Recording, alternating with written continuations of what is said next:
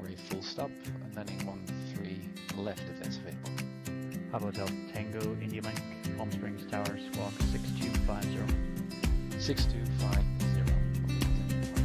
Papa Hotel Tango India Mike, Palm Springs altimeter is 2985, radar contact about 10 miles west of the Palm Springs VOR.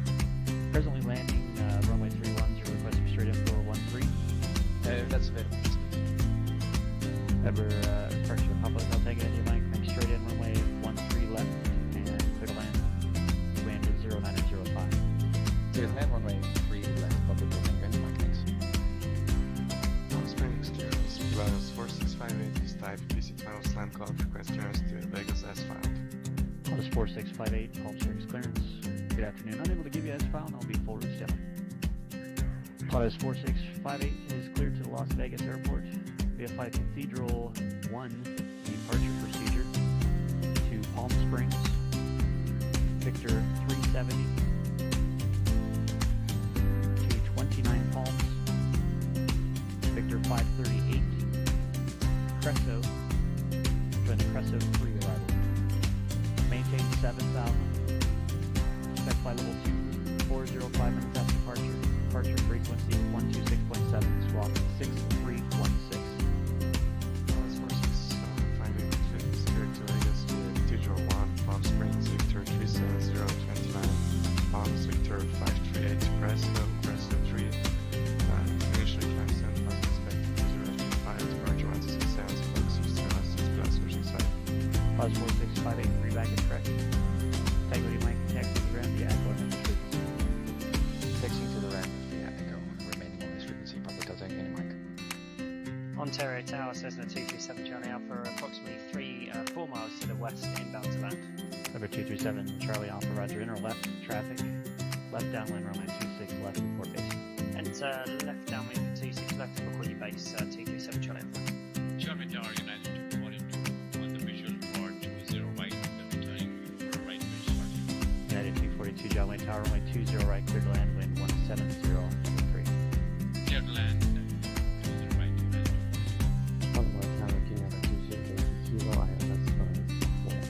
Near 520 Kilo Palomar Tower, runway 24, clear to land, wind 210 at 1. Number 237 Charlie Alpha, runway 26 left, clear to land. Left base land, 7 Charlie Alpha. Palm Springs ground, Pilotus 4658 is traffic to weather, going for taxi. Pilotus 4658, Palm Springs ground, runway 31 right, taxi via Echo and Bravo. Trail right via Echo Bravo 465. Riverside Tower, good morning, November 2903 Alpha with you on the island. Number 2903 Alpha, Riverside Tower, good afternoon. Runway 900 clear low approach, report miss. November 2903 Alpha, low approach, runway 9, next report. Palm Springs Tower, Pilotus 4658 ready to go trail right at Bravo. Pilotus 4658, Palm Springs Tower, runway 31 right, clear for takeoff. Shift takeoff trail right, Pilotus 465. Here's our Yankee Kilo, roger, taxi into the ramp via Alpha. Pilotus 4658, contact SoCal departure. Contact departure 465. Cessna 7 Charlie Alpha is clearly active, taxi to the GA parking base. Number 7 Charlie Alpha, and on this frequency taxi into the south ramp via Sierra. South Ramp via Sierra with you, 7 Charlie Alpha. Thanks. November 2903 Alpha going around. Number 03 Alpha, confirm going around or going missed? November 2903 Alpha going missing. Number 03 Alpha, roger, execute the published missed approach procedure. Flying the published mid-approach procedure. November 2903. Piper 2903 Alpha, contact SoCal departure. Contact departure, 03 Alpha. Number 03 Alpha, departure frequency 135.0. 135.4 for departure. November 2903 Alpha. Ontario Tower, November 516 Delta Mike, inbound RLS 26 left. Or 516 Delta Mike, Ontario Tower. Good afternoon, Ontario. Wind is calm. Runway 26 left, clear to land. 26 left, clear to land, 6 Delta Mike. Ontario Tower, November 36. Correction, 516 Delta Mike, clear to be active at uniform, taxiing to the south apron. Number 6 Delta Mike, roger, taxi on south ramp via Sierra. Remain on this frequency. This year on this frequency, 6 Delta. Riverside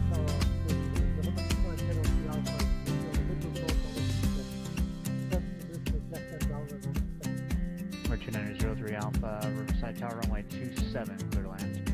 Clear to land on runway 27, 03 Alpha. Riverside Tower, November 2903 Alpha. In Alpha, request taxi to the transient parking. Number 2903 Alpha, Riverside ground. In the future, don't switch to the ground frequency unless you're told to do so. Should stay with tower, exiting the runway all the way to the whole stroke point. Stay on this frequency for now, taxi to the ramp via Alpha. Taxi to ramp via Alpha. Rocket. Runway clear.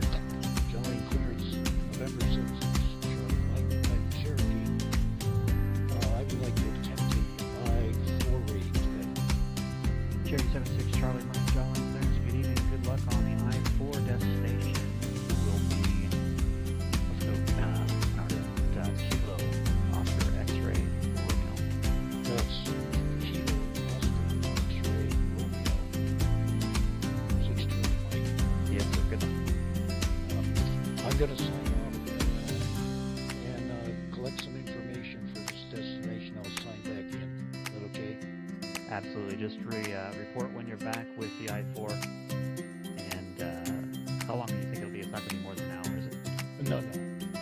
I have to file and get some charts and plates. Wonderful. Yeah, I'll still be here, so it shouldn't be a problem. And we'll look for your flight plan to come through. Which your plan Las Vegas Tower, plus 4658 visual 1 on the right, 4500. Plus 4658 Las Vegas Tower, runway 19 right, clear to land, wind 1807. Clear to land, 19 right, 465. Plus 658 exit right, taxi into the ramp via hotel. Remain on this frequency today. Exit right, ramp via hotel, right, frequency 58, 465. Ground number 953 Whiskey Alpha's HIGHTLIGHTS Comanche PH 4 Alpha. Like taxi to the active VFR East departure with weather. Calling Long Beach ground, need you just verify your call sign, please. Sorry about that. 916 Whiskey Alpha, November 916 Whiskey Alpha. Comanche 9016 Whiskey Alpha, Long Beach ground, roger. And just confirm VFR eastbound.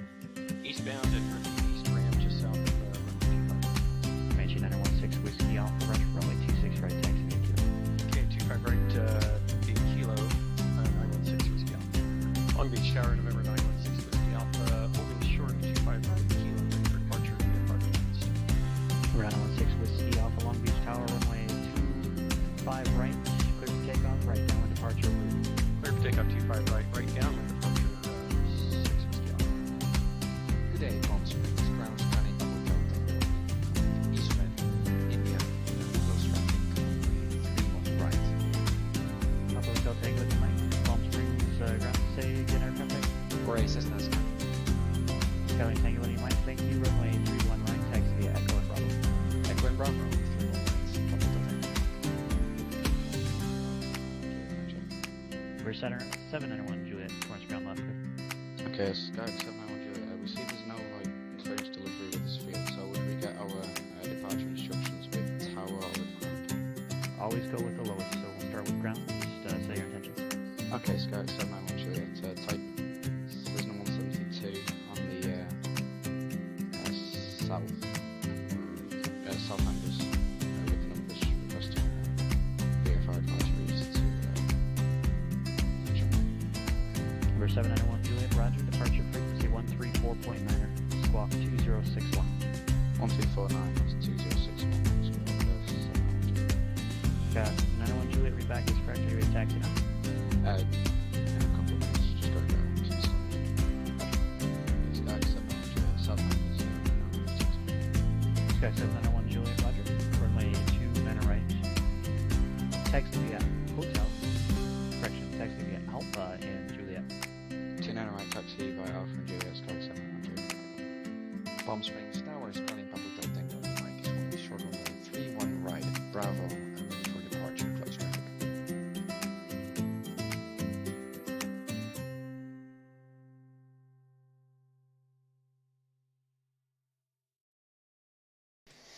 Hey guys, welcome back. It's been a long time. Have visited New York City, particularly visited Keith Smith, the CEO of PilotEdge, as you all well know, I guess, in New Jersey to have my first real-world IFR flight in a small GA aircraft.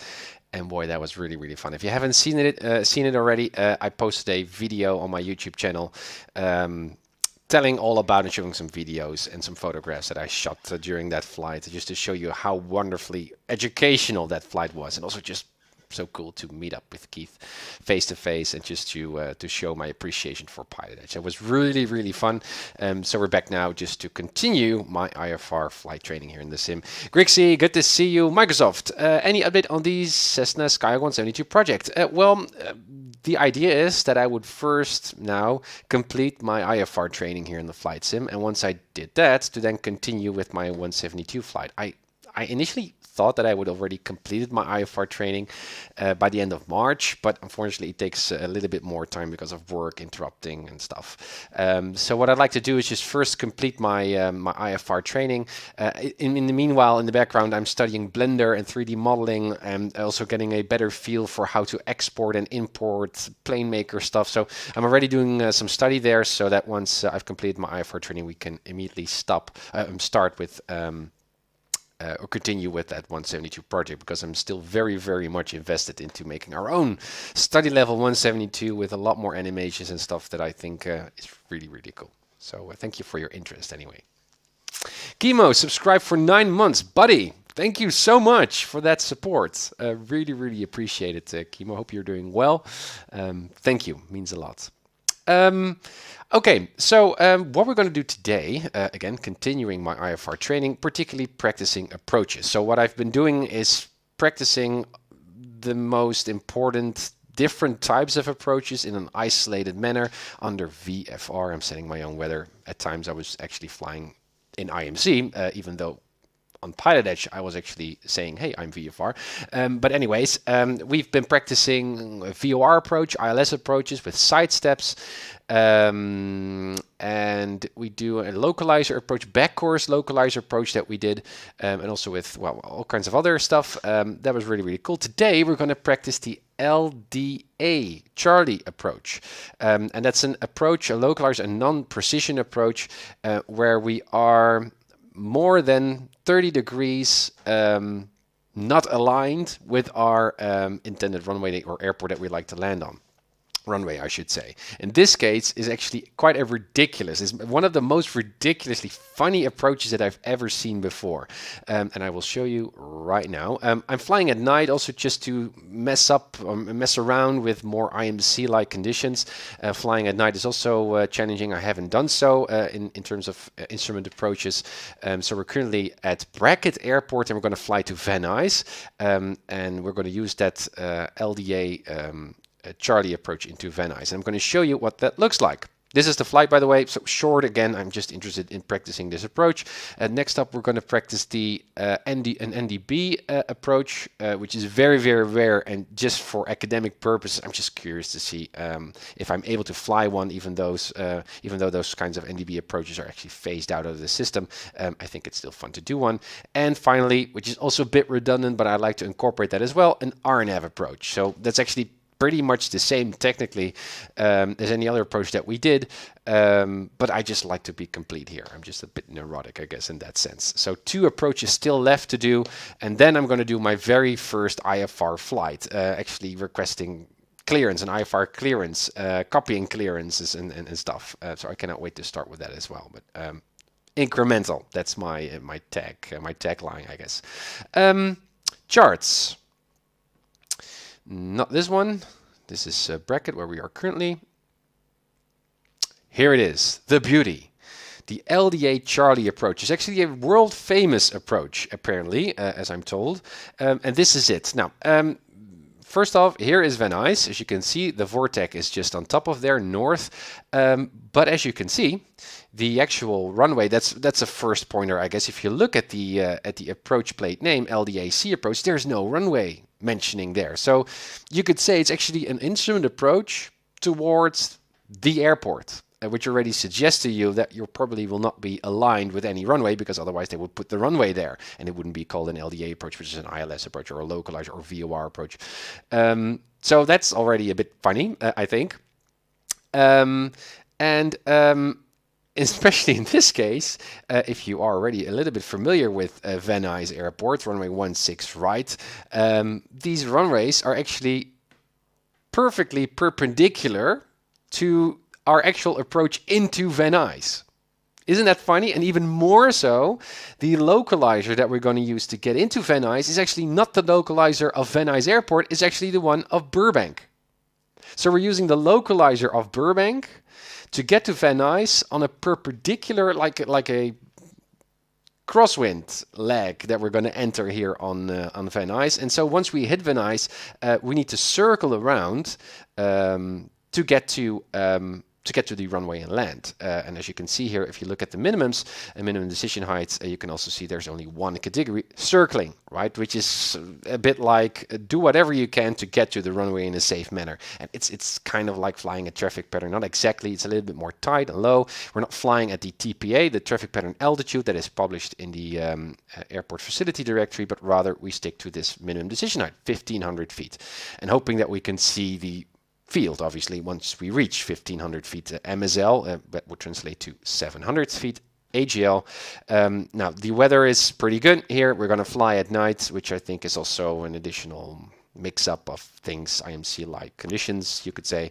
But we've got perfect weather here. It's all VMC, I think, for the next hour or so. So that's what we're going to do. We're going to fly the LDA Charlie approach. Now let's look at the procedure itself. It's going to be interesting. Hey Alex, good to see you.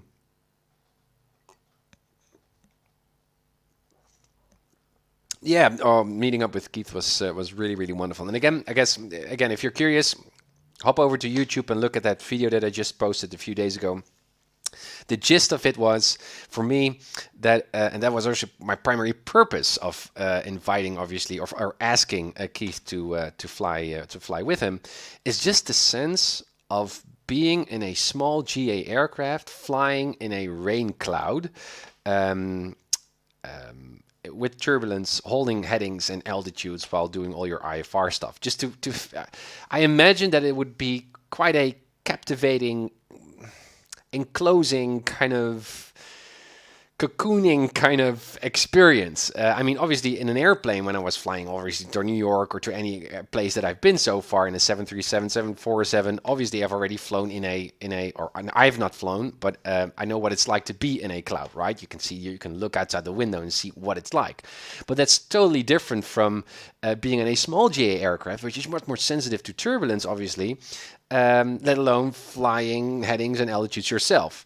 So I was flying with Keith there, and the weather was actually pretty good that day, so we needed to search for bad weather to get that experience going. And so we flew to Allentown, a Charlie class airport, and he was flying, Keith was flying, knowing all of the headings and altitudes and showing his flows. And man, there's still so much stuff that we need to learn, or that I need to improve on here as part of my flight sim practice. But it was wonderful to see so much stuff that, and also stuff that I already knew about. But if you see it in practice and you're sitting there with it and you see how fast the stuff goes, and you also have this sense that there is no pause button, right? So you're actually in a cloud, actually in a rain cloud there, and you need to get out of there to get safe down to your airport.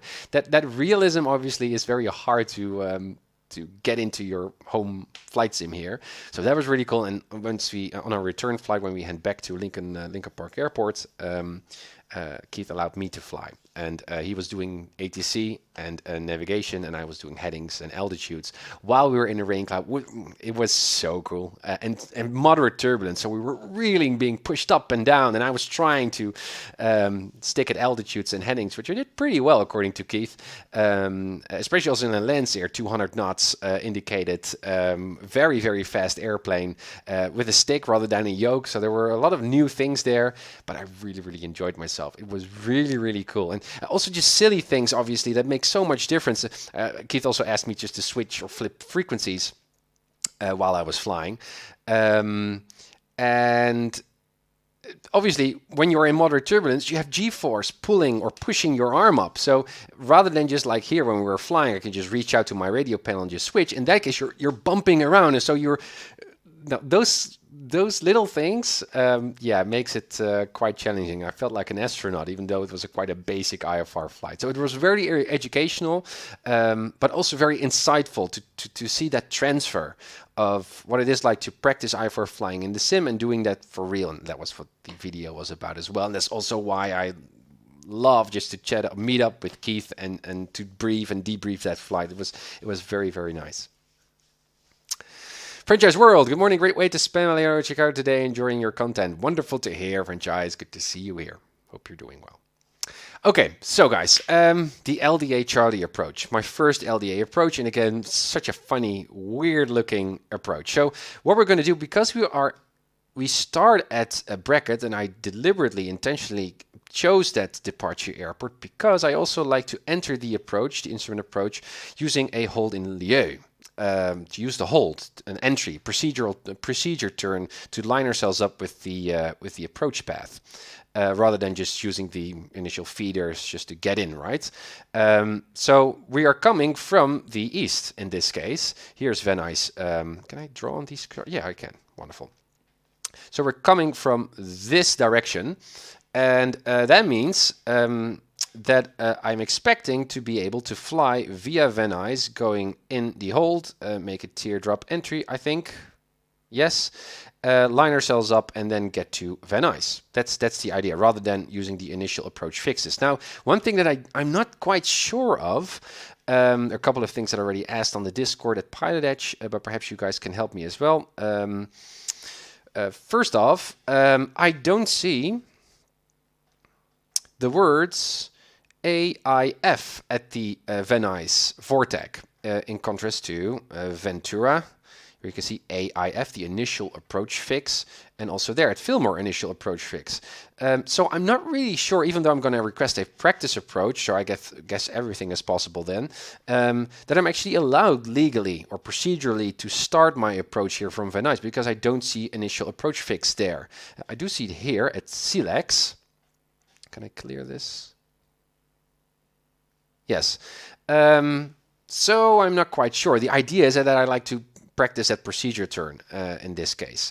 So I'm not quite sure what's going to happen. What I'm going to do is just request the LDA Charlie approach starting from the Van Nuys vortex, and hoping that that will suffice, and that we're actually able to do that. So that means, if that's okay, that what we're going to do is fly, we're going to fly at 4,500, we're going to fly to the west, right? So that's our cruising altitude, at least that initial few minutes. And then we are going to fly this particular leg, which is at 4,400 feet.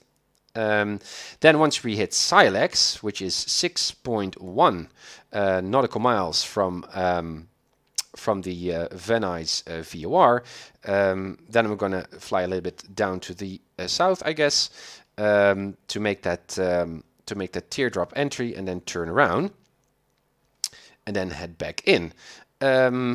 So that seems pretty basic. It could be that ATC is going to assign us something else and just going to lines us up, or I have no idea. We're going to see, but I'm hoping that this will be the case. Now, this is just the plan view, right? We're looking on top of what we need to do procedurally. Let's also look at the profile view to see what we need to do vertically. Oh, done. Yes. The profile view. So again, where's my pen? Yeah, so we are coming in from the Van Nuys vortex, and then we're going to head to the Silex intersection. Van Nuys, again, that's 6.1 nautical mile away from Van Nuys. Now, this initial part will be the procedure turn. So turning around to align ourselves up with the approach path, which we should do above 3,700 feet. And once we made our procedure turn and we're already turning inbound, already along our approach path, which is going to be 079er degrees, then I guess, so halfway around, when you're already turning and already lined up, then we can start our descent down, and we need to stay above 3,400. As you can see, there are not many step downs here. That's actually the only step down. So once we reach Silex, at 6.1 nautical miles away from Van Nuys when we are inbound to Van Nuys, then we can just drop down on our own accord. There's no minimum decision height there other than obviously the minimum decision height here in the profile view. So from 3,400 we need to go down to 1,500, and that's the altitude that we're going to stay at to then circle around here. I guess, what kind of circling, I don't quite know. Usually we're landing at the 16 right or 16 left runways, usually 16 right. So I'm expecting to just enter the left downwind for runway 16 right. So crossing the field at 1,500, then lining up and then land. Which is kind of like entering a traffic pattern. In this case, they intentionally like to keep you away from any VFR traffic that's actually in the pattern. I think they're not going to say anything about it, but that's why also the minimum decision height is most of the times lower than the actual published traffic pattern altitude, so that there is separation there. And this is especially, I think, relevant for when you're arriving at a non-towered airfield, where you need to switch frequencies to the CTAF or Unicom, in our case CTAF, and there is VFR traffic already at the airport where you're flying. Now in that case I would not circle and use the minimums here, the bare minimums of the circling procedure, but rather just stick to the traffic pattern altitude and align myself, join the traffic pattern that has already been flown by VFR traffic there, so we ensure that we are all on the same page and we're not flying into anyone. Which is also something that we're going to do in a later flight. But it's interesting to think about this. We have a lot of obstacles, as you can see, which is also relevant around the airport. Yeah, which is actually a bit triggers me, because the AGL traffic pattern altitude, if you look at, or not traffic pattern altitude, I shouldn't say that. With circling, we are at 698, 700 feet AGL. Obstacles here, are those in MSL or in AGL? I think MSL, that would make the most sense. Also in reference to those minimums, but also practically because when we are flying as pilots, we're looking at our altimeter, which is always set at MSL. So it wouldn't make sense to then require us to convert that to AGL and stuff. So yeah, most likely this is MSL. And so that means that at 1,500 feet, we have 500 feet of terrain separation, at least with those obstacle separation. Okay, yeah, that should also be mentioned here on the airport. That's one of the reasons why the airport layout is mentioned here as well, not only just for taxi or something like that, because there are no taxiways mentioned here, at least by numbers, by text. But you can also see that some of the obstacles here are mentioned in the vicinity of the airport, which is also relevant. And here you can see the localizer there from the final approach fix will bring us there to the south part there of runway 16 right. So again, we're going to circle around there, I think, with left downwind 16 right. I don't know what's going to happen, perhaps something else, but that's what I'm expecting here. So that's going to be our flight, guys. I think this is interesting. We're going to be creative. Okay, so then looking at the complete flight that we're going to do, in contrast or opposed to what I did in my previous flights when I was flying or requesting flight following on the ground and then saying, hey, departure or clearance, I'd like to practice the VOR or a particular approach, instrument approach at another airport.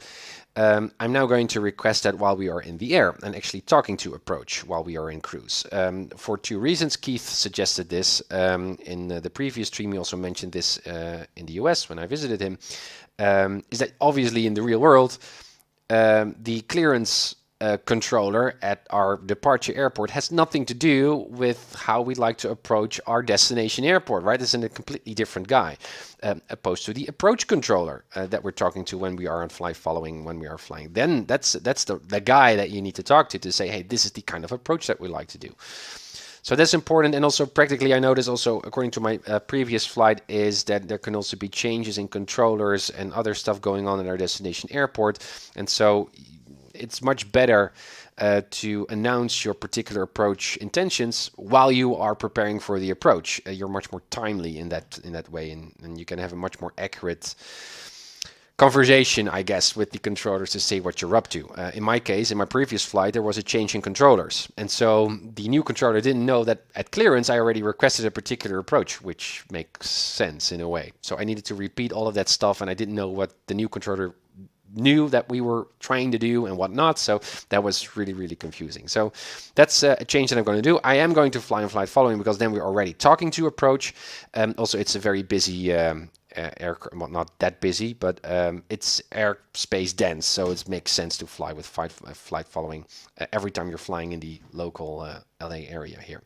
So we're going to request a departure advisories to Van Nuys. Without saying anything that we'd like to do with the approach. So we're going to take off. I have no idea. I think it's even the first time that I'm going to depart Bracket, which is also nice. We're going to go up to 4,500 feet. And yeah, we're going to go northbound here. Let's see. I initially planned this flight actually in daylight terms, relying on visual references, but obviously now at night, that's not really possible. Obviously, we can use the GPS, which I don't mind that much for today. What we could also do is not follow this mountain ridge at all, but just fly directly to Van Nuys, because that's the way that we need to go to. If we do so, we go direct to Van Nuys, and on flight following, no one cares. We still remain clear of any deltas. We also remain clear of this Bravo class of LAX, so that's important. And because we are on flight following, we can just bash into the Burbank Charlie over there because we have established two-way communications, and we are going to overfly San Gabriel Delta airspace, and there's nothing in between. Good. So yeah, let's just fly direct to Van Nuys. We can also stay a little bit up north and then track the radial inbound to Van Nuys. I don't really care. 4,500. And then once we are nearing Burbank, I'm going to say, hey, approach, this is what we like to do. And what we like to do is to practice the LDA Charlie approach into Van Nuys, starting from the Van Nuys VORTAC. And then we're going to see, we're going to drop that like it's hot and see what the ATC is going to say. Yeah, that's going to be the flight. So anything else that we need? No, I don't really think so. I think we can just start up. Also updated my 172 now to version 3.4.1 just before the public release. So I haven't noticed any bugs actually with the previous versions, beta version still, but I just updated to stay in sync. Okay. Yeah, dark. Do I have a flashlight? I do have. Here we are. Let's on pause here, and I also need to sync. Yeah, there we are. In the dark at Bracket. Where are we actually? Where are we parked? I mean, charts. So this is going to be our approach, and this is, yeah, this is Bracket. I think I've never visited this airport before, which is nice. We are currently parked at the transient parking over there. And well, we need to go to the west, so it would make sense that we are departing 26 left or 26 right. But I have no idea what's usually the default runway here, departing runway. Either way, it will be fine because it's going to be Shara something. It's going to be a basic taxi, so that's fine. Okay, and frequencies we have here as well. ATIS, yeah, we're flying with real world weather today, which is going to be VMC. So I am going to check in with ATIS and stuff. Okay. Cold and dark test. Okay, let me see. A door is closed. Man, it's been a time. 2 weeks ago still, the last time that I flew, and I already noticed that I need to get back into the flows. Parking brakes are set. Fire extinguisher, blah, blah, let's pretend that's all there. Door is closed, window is closed, ELT set to auto, flap lever is up, and my flaps are actually up. That's good. My levers, are they working? Yes, they are. My trim, it's set as well. Hope you guys can actually see this. Fuel tanks, set to both. Let me see. I can see avionics are a little bit set. Huh, that's interesting. Is that new? I thought it was just a master switch there. Perhaps that's... Let me double check. Because I'm not really interested in any failures today. Okay. Yeah. Not quite sure whether that was the case previously. Interesting. Avionics are off at least, that's important. Everything is off except for the beacon switch, and because we are flying at night, let's also turn on our nav lights already, even though they don't work because we have not powered the aircraft yet. As soon as we do, we are visible on the ramp.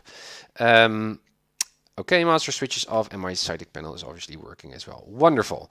Then we turn on our batteries. There we go. Enough fuel, that's good. We can turn off our flashlight for now. This is all good. I do like to check my lights. So let's put everything on. Looks good. That's the ease of doing this at night. You can immediately see whether stuff is working. I should actually also look separately at the taxi lights and stuff, but those are working as well. And pitot heat, let's pretend that is working too. Just gonna skip that task. Okie doke. My avionics.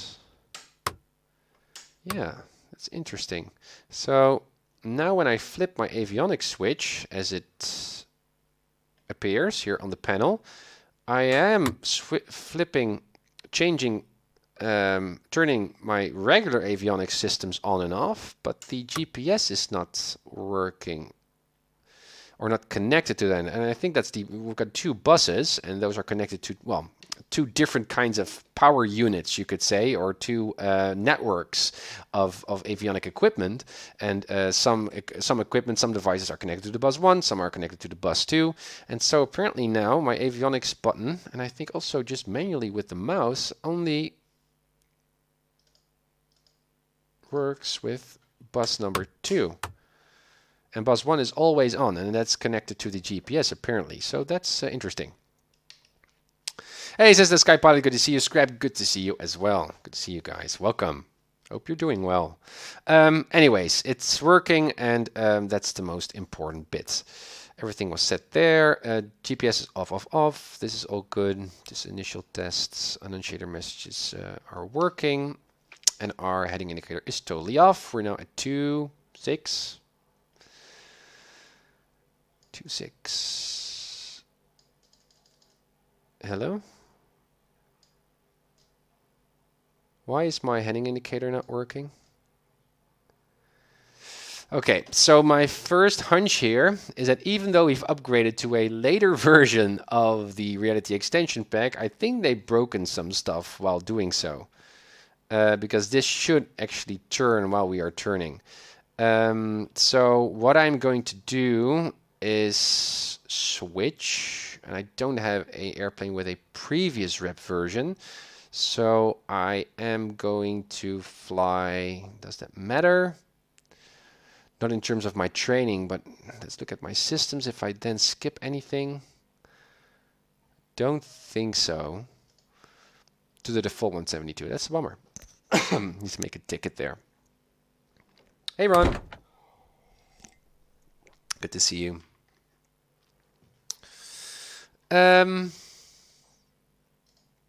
Yes, so this is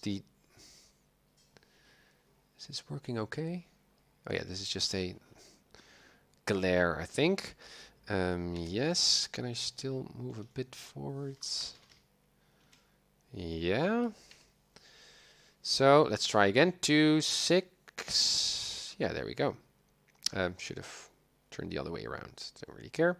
2.5, 2.6. Yes, and all the stuff that I put on is still on. Yes, that's still on. Okay, good. All right, so we're flying the default 172. That's fine by me as well for today. Then the airport elevation, and that is 965. Okay, 965. Something like that. That's good to me as well. And heading bug, we can set to our runway. I don't know what runway we're going to get. Let's say 8. 8 right or left. There we go, and this is all set. Wonderful. Avionics off. Then throttle a bit in, and everything. Yeah, fuel tanks are set. Very good. Also, let me fasten my seatbelts. Obviously, there we go. yeah, priming, fuel pump on, mixture in 1, 2, 3. Again, I totally noticed that this is not the reality extension pack. And yes, there we go. Anyone walking around, we should actually clear, or shout clear prop. There we go. Mixture full in, ignition switch back to both. 1200 oil pressure is already in the green. That's good. We can lean our engine. There is a rise in the RPM. Good. Back to 1000. Wonderful. Generator on. We see a rise in the M meter. Very good. There goes the avionics panel in the default 172. Now you do see that the GPS is connected because we're now turning the entire avionics master switch. Okay, that's good. Are we still connected to PilotEdge? Just to make sure. Yes, we are. Okay, mode C, VFR, that's correct. What frequencies are we going to set?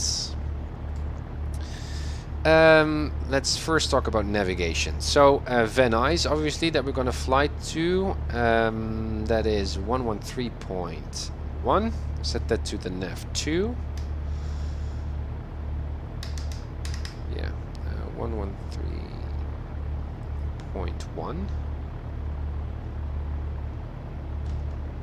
That said, I can already see a reading there. That's wonderful, and we can already predict what kind of heading we're going to fly inbound. So you can already set the OBS. It's going to be something like,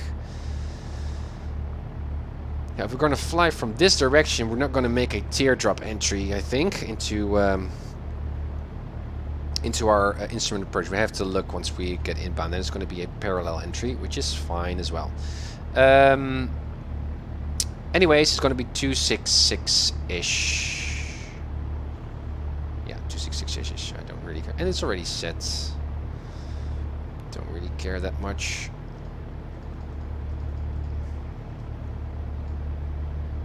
Well, something like this. That's fine. You can see it was already moving away from the center, so we're already close to the heading that we need to fly. That's good.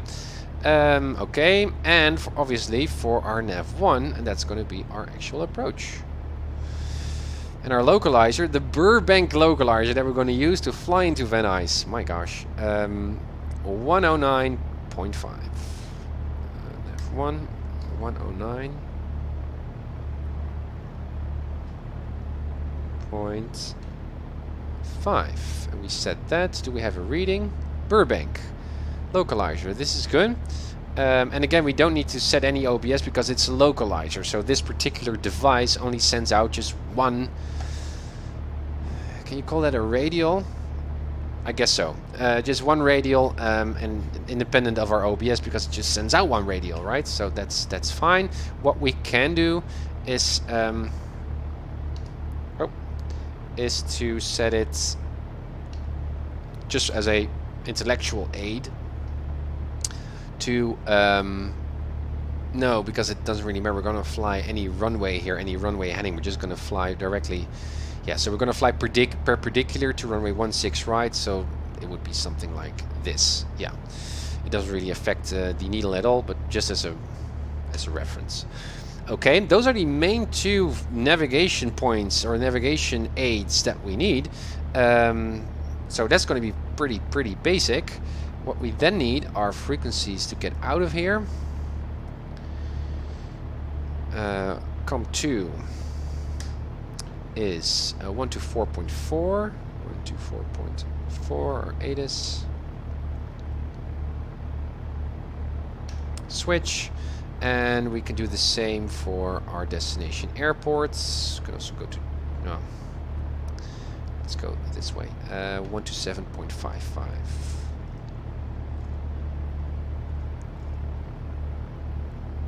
7.55. 8 is set, and again, that's also a point of attention, of notice for myself, is that before I enter the instrument approach, so before we are at Van Nuys, especially just a few miles before, I should have already checked ATIS so I know what the current weather is. So once we are in the approach, we can focus on the approach and just say to the tower, hey, we've got information November, or we've got the weather or whatever. So that's important. Okay, so that's the ATIS, and then for bracket here we need clearance delivery first. We're going to request flight following here, so that's going to be 121.87587 switch. We're now on clearance, and then ground 125.0.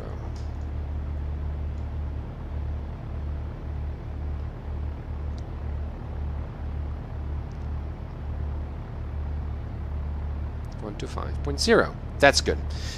So that means that now we can listen to ATIS here. Bracket field information Sierra. 300 Zulu weather. Wind calm. Visibility more than 10. Sky clear. Temperature 11. Dew point 5. Altimeter 3007. Seems Arriving good. runway 26 left. Yeah, and that information is not obviously applicable for PilotEdge. Wonderful. Oh man, I feel that I still need to get into flying. Having that holiday trip, conference trip, still feel that I'm a little bit out of touch here, so it's going to be interesting. Also still recovering from a cold. We set our frequencies, we are at clearance and I don't hear any clearance. I think that PilotEdge is live. But perhaps it's not that busy, which is a bit unlikely here because we are flying on a Saturday. So just double check. Yeah.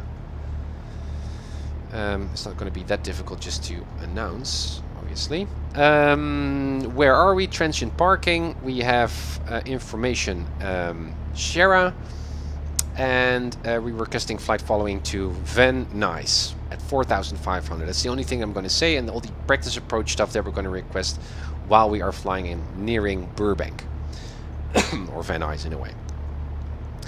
And engine is still nicely warming up. Yeah, we're not flying the reality extension pack today, but it seems good to me.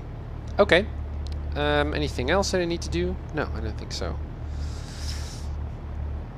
Do we have COM1? Yeah, it is enabled. Weird that I don't hear anyone. 12875. Yeah, seems to be good.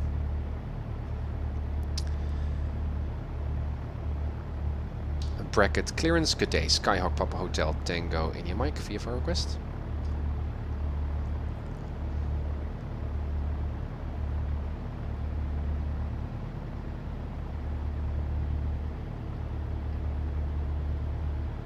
Doesn't bode well. Pum pum pum pum. Doesn't bode well. Is PilotEdge offline? No. I would rather doubt myself here that my system is not working. PilotEdge.net. Some kind of event or something. PilotEdge is online. Yeah. Pop Hotel Tango India Mike. No flight plan filed. Yeah, so PilotEdge knows that we are there. So we are connected. I just don't hear anyone. We're flying the default 172. So that shouldn't be a problem now. At least in reference to what we were seeing with the reality extension pack, but beta. Perhaps my... Let me double check. My radio volume is low. Sounds, radios are fully turned on.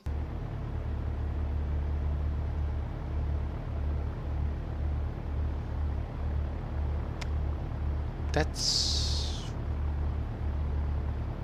weird. Bracket clearance, Skyhawk Papa Hotel Tango India Mike, radio check. –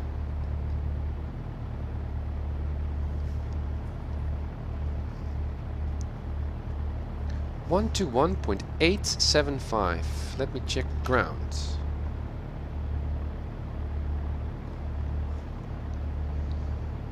Hey, finish. Nasty cold. Oh, me too. I'm just recovering, Finish. Hope you're recovering fast.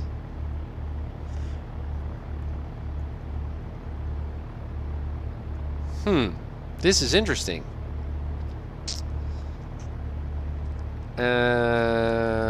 Alright. Other option. Disconnect and reconnect. Disconnected. Even though on the Connected website to PilotEdge. we were connected.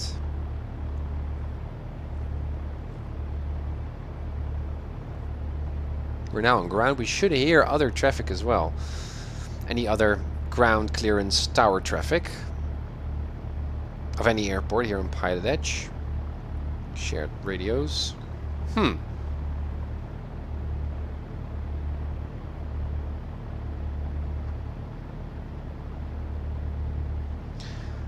What is going on here? I know that I'm connected. I'm flying the default 172. Could that still be triggered? Failures. Fix all systems times 10.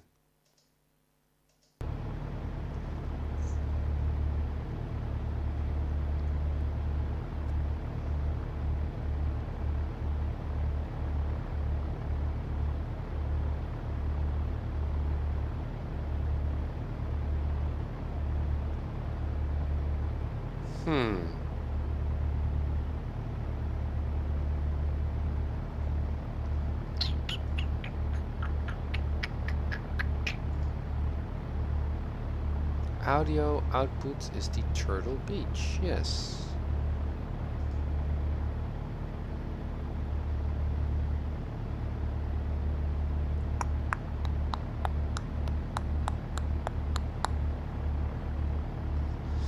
So what I'm thinking is that before I went on my holiday trip, I updated drivers of my sound cards, which is always good. But I noticed that when I started my stream that I didn't hear anything through my headphones. And so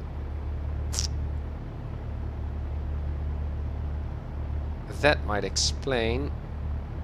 I fixed that, but perhaps it has to do with the fact that now PilotEdge doesn't know as a plugin in my explain to get to my headphone or via the drivers. It's still looking for a driver perhaps, even though it's saying, and I'm also hearing my engine here.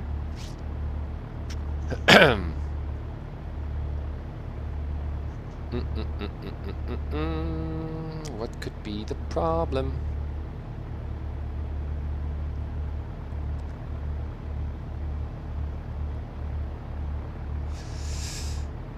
I need to check this. PilotEdge disconnected. Let's restart. Explain.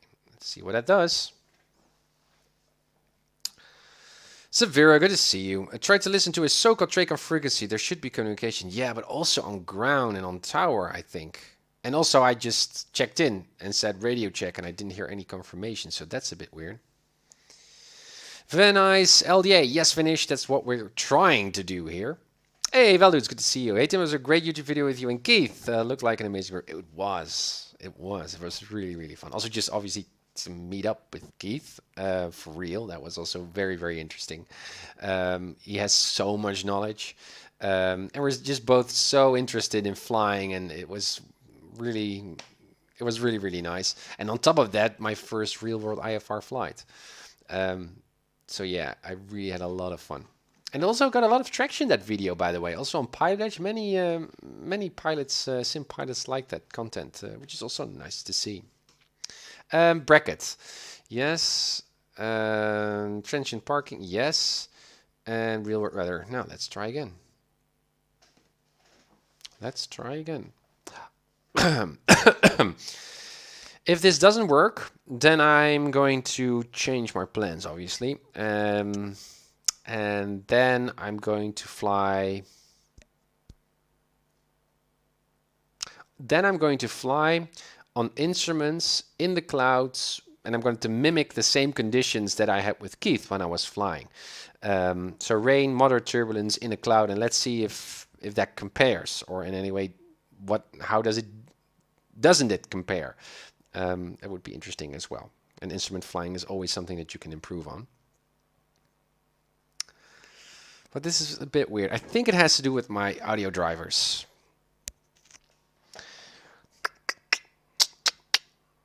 Which is always a bit of a risk when you see a new update is there. You think, oh yeah, my system is going to be improved. But then you tweak a system that is already nicely tweaked and aligned and connected, and then things fall apart, unfortunately. And that's why I would still, it's kind of like what Jet Systems is doing, but not entirely. I would like to have a console, a X-Plane console, like an Xbox or a PlayStation, where you just hit one button and there's no windows, there's no, just one setup, and that thing is connected to the internet, and there are some guys out there who update everything, and I don't want to spend time on this. I would buy that in a heartbeat. Yes. So, here we are. It seems to be okay. Everything is on. Plugins, PilotEdge, connect. Connected to PilotEdge. Sounds good. Someone has a stuck mic. It also happens on PilotEdge, as you can hear, and now no one can transmit. Search at 8 Charlie Alpha negative. Your turn is coming up here in about a mile. This is interesting. Let's see if there's a reply. Hey Taco, good to see you. Ortho pre-installed. Yeah, Veldis, exactly. It's going to be a huge download though, but still, even though it's just the flight sim itself. What's going on? The controller must know that he has a stuck mic.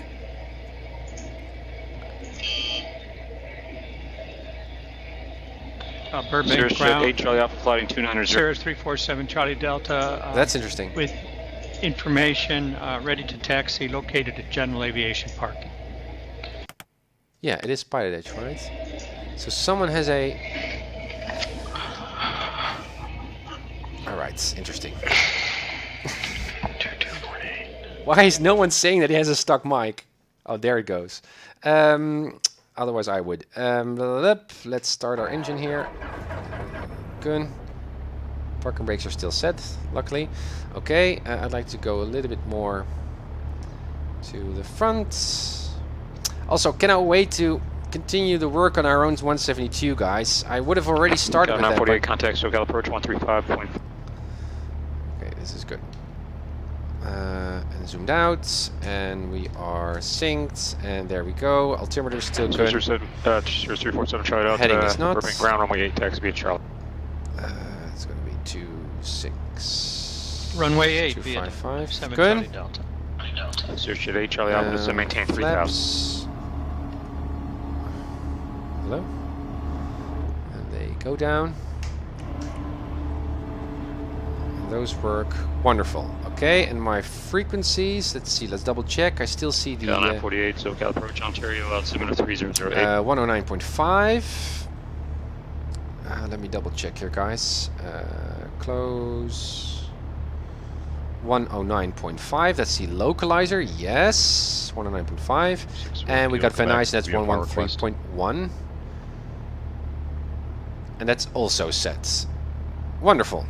There's one at disadvantage. Cessna 364 Kilo Quebec is a Cessna Skyhawk slant golf request.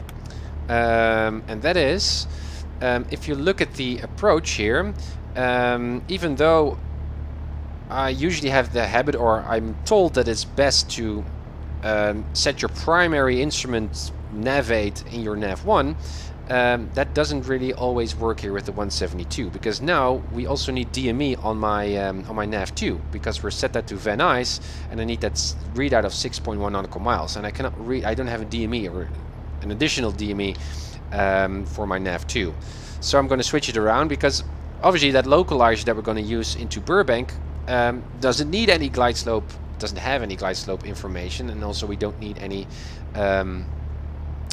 DME there. So we can fly the localizer on my nav2 and we can fly the Van Nuys stuff on the nav1. So I'm going to switch that over. So nav1 is going to be that 113.1. Switch. There we go. And nav2 is going to be that 109.5 it was. Yeah. And switch. Good. Looks good. You can see here Van Nuys is active 36.1 nautical miles, and we're going to set this thing perpendicular to our 16 right runway, which is going to be something like this. I don't really mind that much. It's a localizer. There's just one radial coming out of that thing, so that's fine. Says this guy, was that the controller talking? Yes, it was. It's PilotEdge, yes. And also there was a pilot, by the way, that was also requesting stuff. So, that set, mode C. Let's return all of that stuff. We were reloading here. Altimeter is still set. And engine is warm. We got enough fuel. Everything is on. That's good. Nav. Strobes are on. That's also good. And we're at transient parking at brackets. Okay, we're back. Wonderful. No need to restart. Good. Let's try again. I think we're going to pretend that Shara is still active. And we are signed into clearance. Okay, good.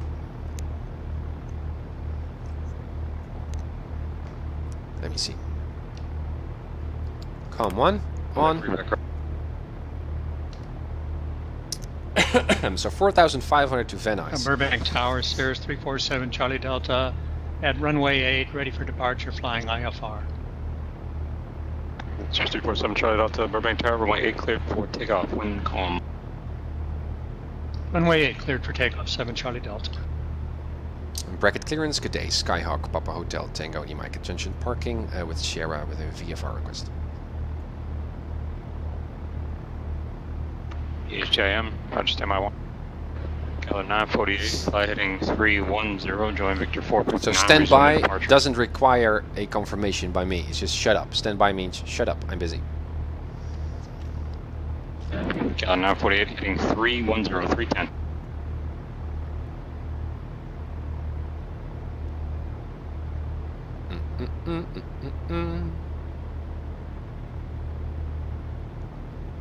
Yes.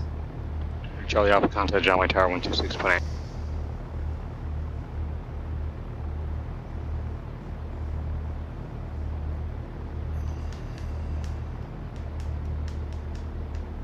It's busy. John Wayne Tower, Cessna, correction, Cirrus 278 Charlie Alpha on the ILS for runway 20 right. Cirrus Jet 278 Charlie Alpha, John Wayne Tower. Bring it on. 0204, runway 20 right to the line. 20 right, clear to land, 278 Charlie Alpha.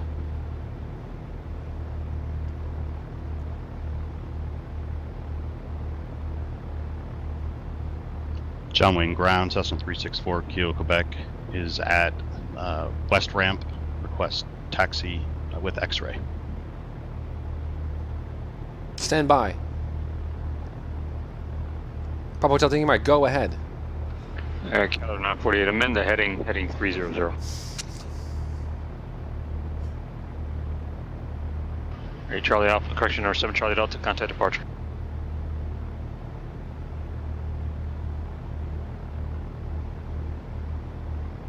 Cirrus 347 Charlie Delta, contact departure. Over to departure, 7 Charlie Delta. Delta. So that's 364 Kilo, Quebec, John Wayne ground, runway 20 right, taxi, Bravo, Kilo. Taxi runway 20 right via Bravo Kilo 364 Kilo, Quebec. There's 347 Charlie Delta, SoCal departure, ready to contact, climb via city, set, maintain 5,000. Alright, I give you 1 minute. DHJM, clearance, go ahead with the request. Papa Hotel Mike is at transient parking with Shara. We'd like to request flight following to Van Nuys at 4,500. DHJM, state aircraft type. Cessna Skyhawk 172, Slant Alpha. Or Golf, but I'm flying Slant Alpha.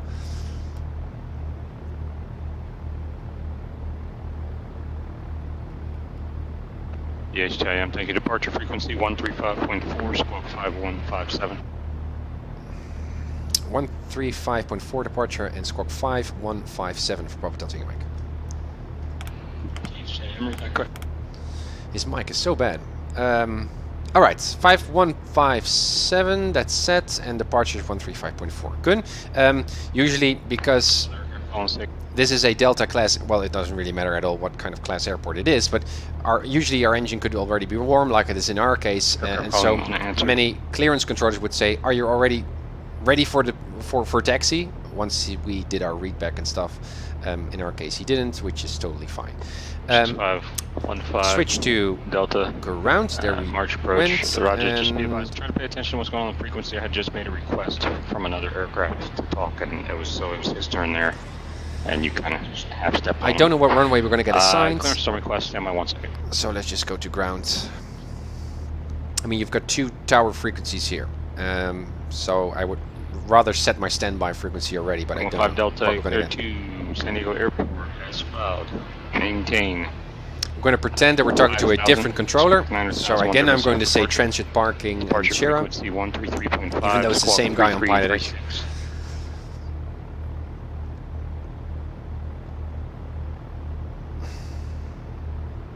Engine is getting quite warm.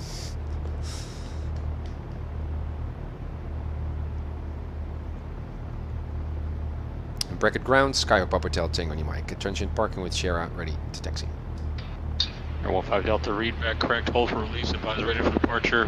No need to apologize, no problem, just try to pay attention to kind of the picture on the radio. I should have done the same. And let me know when you're ready. PHJM, bracket ground, runway 26 left, taxi via Sierra Alpha. 26 left for your Sierra Alpha, Papa Hotel Tango mic. Alright. 948, contact SoCal approach 26 left.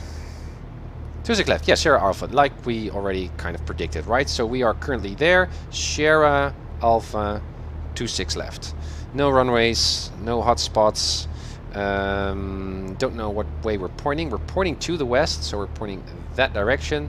So it's going to be a right turn. And then Sierra. It's always hard to taxi here on an airfield, I think at least. Taxi lights on. Tracker AR free. Parking brakes released. Brakes test work. Seems clear. 948. SoCal approach, Burbank altimeter 3008. So hard to see. I see Sierra there, at least a taxi sign.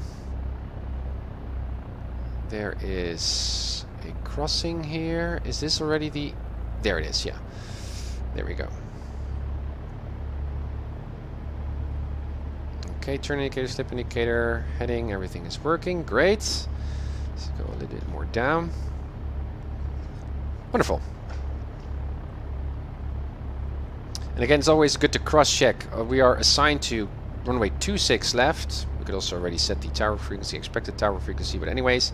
So that means that once we are established on the taxiway towards that runway... Showing ground, Saoirse 278 Charlie Alpha is at that runway heading should be at the bottom of our heading indicator, right? Taxi to West Ramp. So that's confirmed. Here's 8 Charlie Alpha taxi West Ramp via Bravo, pass Pi 1. Good job. Thank you very much. Have a good day. All right. San Bernardino ground, November 83 Alpha Mike is near the tower, ready to taxi with Juliet VFR to the north. So this is nice. 26, we're Alpha going Mike, San Bernardino ground, runway 6 taxi via Alpha. towards the west. Just be advised when you land, you're not supposed to taxi to the ramp on your own there. That's that taxiway is a movement area. Roger, understood. Taxi runway 6 Alpha Mike. 347 Charlie Delta contact SoCal approach 135.4. Alpha was... Yeah, Alpha. Just making sure that he didn't assign me an intersection departure. I assumed that Alpha was the first taxiway that we're coming up to right now, but I wasn't quite sure. Not that aware of. Yeah, Alpha, I see it on the taxiway. Nice. Okay. Let's see if there's a run-up area here. I think there should be, but it's again hard to see. 247 Charlie Delta SoCal approach the Ontario altimeter. Turn around here. You can see that this is a spot to do our run-up. At least, that's what I think. Whoa, we're skidding there. Not too cowboy-like. There we go. Okay, parking brake set. That's 1000. Mixture in. Obviously, our engine is warm enough. So let's go to 1800. Let's just do our checks here. 1800, no shader messages. Everything is still stable. Left mag, good enough drop, back to both. Right mag, good enough drop and comparable, back to both. Oh, that starts. Be careful, Tim. Both magnetos are on, that's good. Then we're gonna go idle. No shader messages, still air pressure is good. Everything is fine. Wonderful. Back to 1000. Okay, good. What I do like to see is my control surfaces go down, up, down. Also my trim there. Yeah, seems to be working. Wonderful. Okay, so we're ready at 26 left. We're going to depart. We're going to go to 4,500. We're going to stay a little bit north. We're going to fly the M15 Delta release for departure clearance deployed. If not radial here towards Van Nuys. Yeah, should correspond. 36.6 nautical miles. Once we're at 4,500, we're going to go we're going to near Burbank, and then I'm going to request with the approach controller that we're talking to practice the LDA Charlie approach into Van Nuys, starting from the Van Nuys vortex, and then to see whatever happens. Okay, so that means that we don't need this chart anymore, and I can already switch over to this chart. Yes, an ATIS, which is already set right. It's still remembered during our, let me see, ATIS 127. Yeah, we can already switch that one actually. 127.55. Yeah, and our localizer is set as well. Okay, guys, LDA Charlie approach. Let's see if we can do this at night.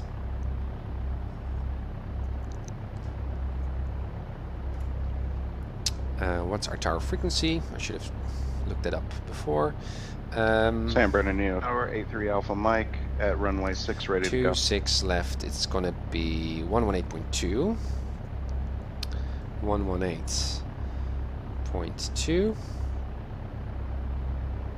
Switch, and now we've got a standby free, and that's going to be our departure frequency. That was 135.4.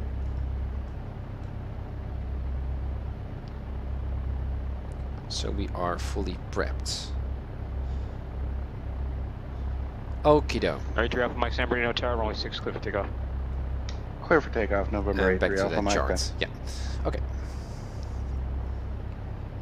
Parking brakes released. Track IR back. Let's spark up to 26 left at Alpha. 20 right at Kilo. No other traffic.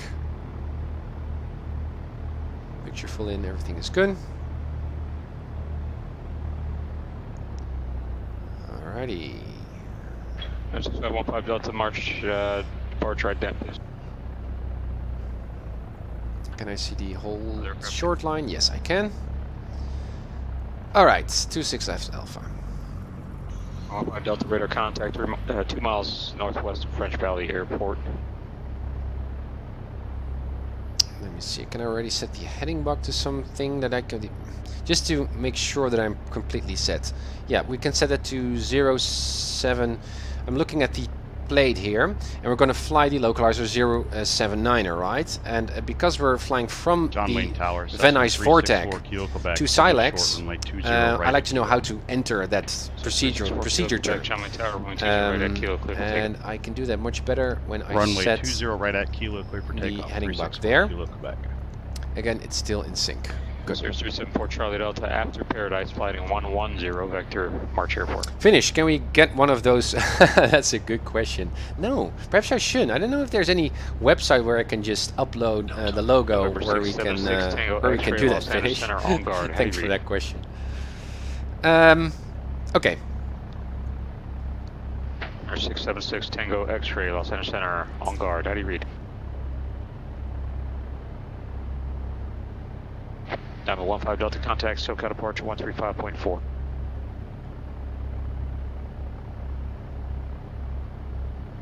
And Bracket Tower, Sky Papa Hotel Tango and Mike is only short 26 left at Alpha ready for departure.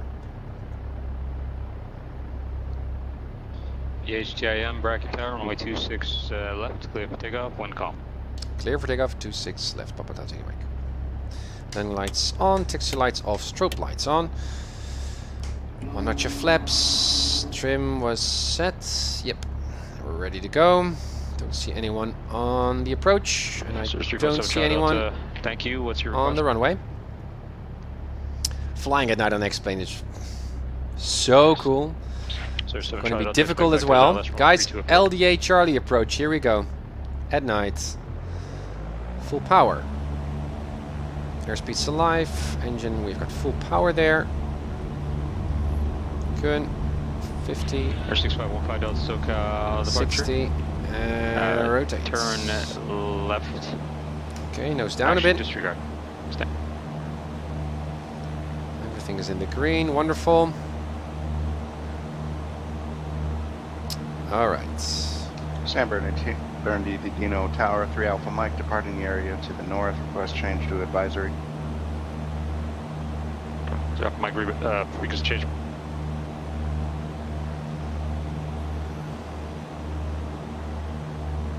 Should be the other way around, obviously. There. We go. Diamond 15 Delta, turn left heading. Steps up, watch that speed, Tim. 150, when able to proceed direct tenor.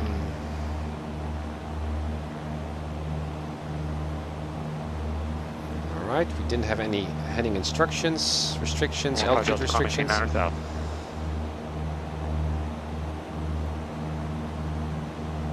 So there we go. A little bit to the north. You can see the dark patches there, those are the mountains.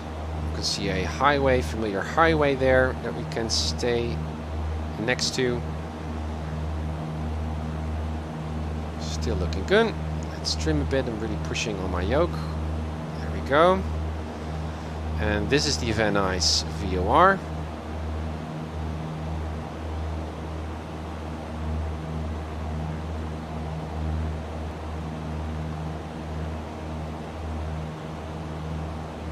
So what we can do is fly a little bit more up north. So once we approach the vortex, we need to fly a little bit more southwest to get to the vortex. And so we John Wayne ground force ourselves to fly East Transit parking. The teardrop. Departure, taxi. Also, I'm expecting a handoff to departure soon. Gear 124 Alpha Golf. John Wayne ground, have you talked to clearance delivery yet? Negative, I'll switch over there now, thanks. PHIM contact. Over to departure, Papa Delta Mike. Report Kilo Quebec, radar contact SoCal departure. SoCal departure, Papa Delta Tango Mike. Is it 3,000 for 4,500? PHIM SoCal departure, radar contact. Okay, that's good.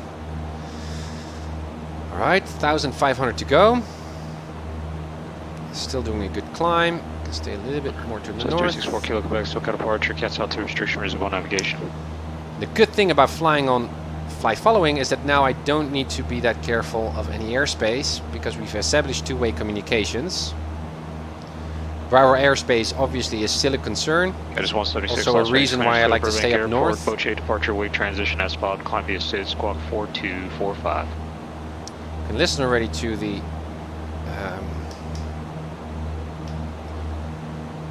right back, correct. ATIS of Van Nuys. Cali 948 contact Los Angeles Center 125.27. Ah, yeah, that was not implemented in X-plane. I don't know why. So we're going to pretend that we now listen to ATIS. 4,500 to go. So we can also already start to lean a bit, even though we're at full power. We haven't leaned enough. Thin enough air. Got 948 Los Angeles Center, the Palmdale altimeter 3016. 31 nautical miles to the Van Nuys VOR, so we still got some time there, that's good. And there's 4,500.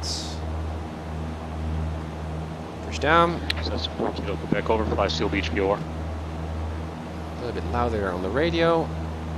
Pushing down, airspeed to 100 knots first. There we go, and now we're going to set cruise RPM, something like this. Nose down trim. lean a bit more? Yes, we can. Wonderful. Not going to fly too much to the north here because of those dark patches. Okay, good. So here we are, Venice, and that's going to be the 242 radial. So that's also something that we need to be reminded of once we are at Venice.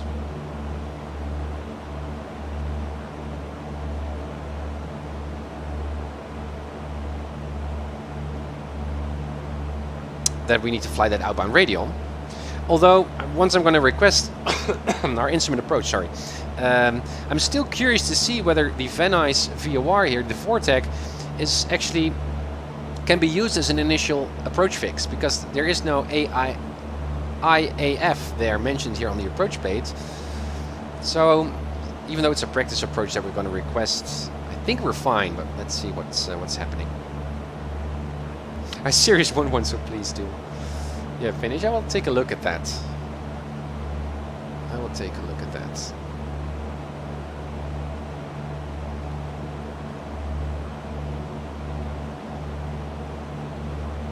Landing lights. Well, turn off our landing lights for procedure's sake. Disgraced, good to see you. It's a feeder route from Venice. Yeah.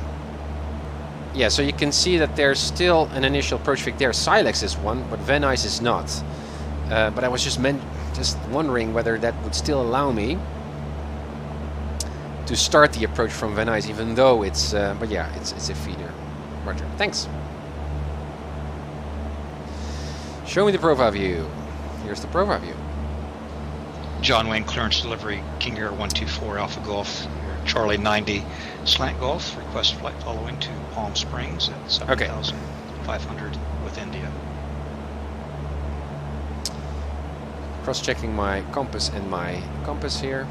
My heading indicator and my compass. So 4,500, that means that once we reach Venice, we need to fly that outbound radial 242 from Venice, and we need to go down, or not need to go down, 4,400 would be our MEA. King 124 Alpha Golf, gentlemen clearance, take in your destination. Let's do our approach request. For Alpha Golf, thank you. On departure, flighting 175, maintain VFR 5000. Departure frequency 128.1, squawk 2726. On departure fly 175, maintain VFR 5000. Departure frequency 128.1, squawk 2726. Yes, that's true finish. Here 4 Alpha Golf, read back correct. Downhill 15 Delta contact, SoCal approach 119.6. 119.6, 15 Delta. 0347 Charlie Delta contact, March approach 133.5.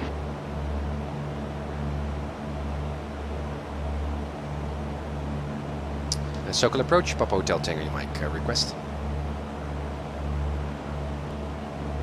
6515 Delta SoCal approach, flighting 140 vector, San Diego Airport, altimeter 3006, advise you have what?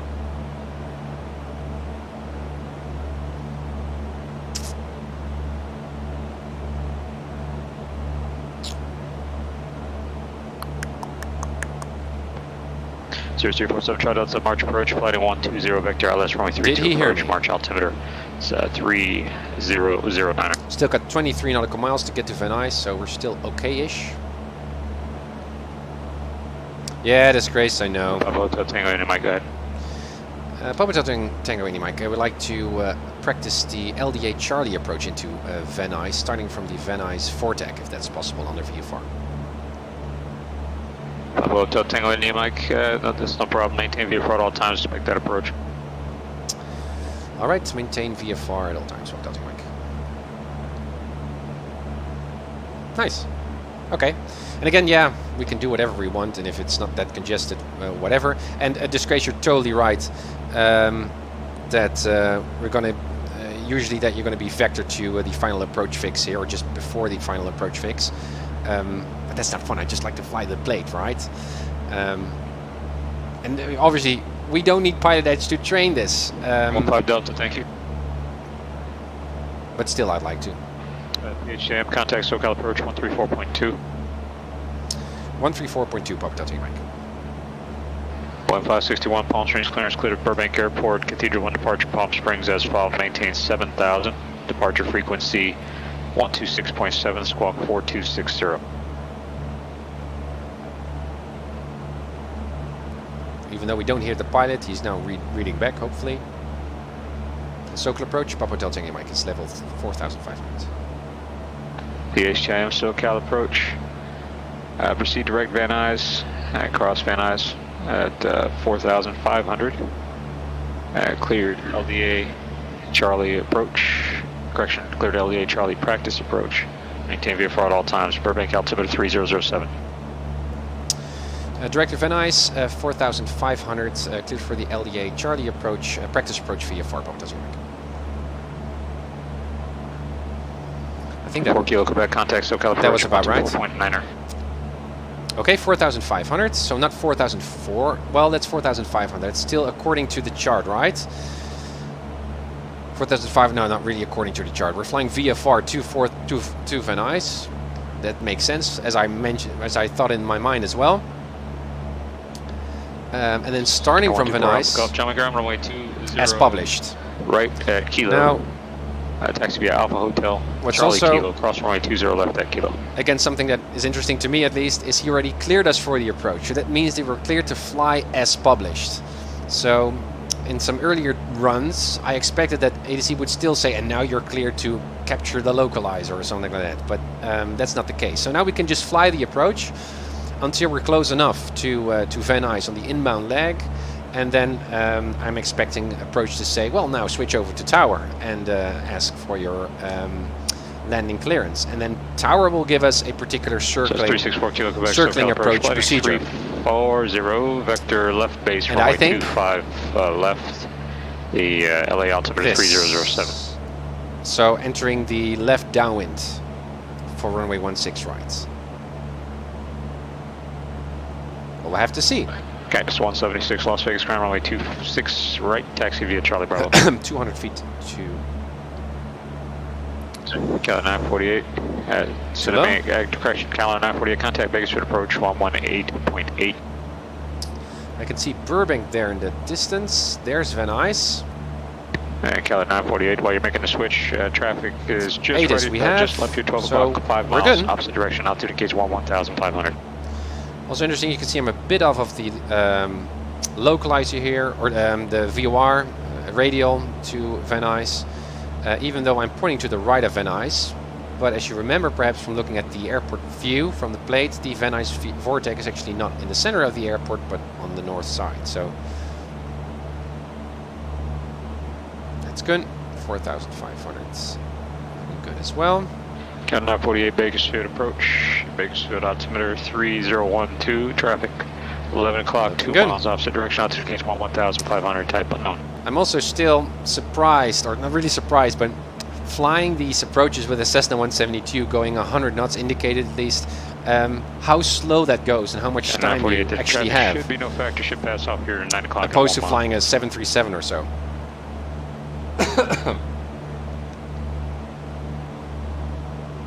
Got 948, roger. Advise you have weather approach request, send maintain 900,000. Ah, yes, finish, I know. Let's go practice and sometimes fly the feeder as standard operation exactly in other fields that is, yes. Roger, that is Grace. Good to see you. How are you doing, Disgraced? It's a long time no see, at least on my channel. And the last turn comes late. Yeah, I know, finish. No.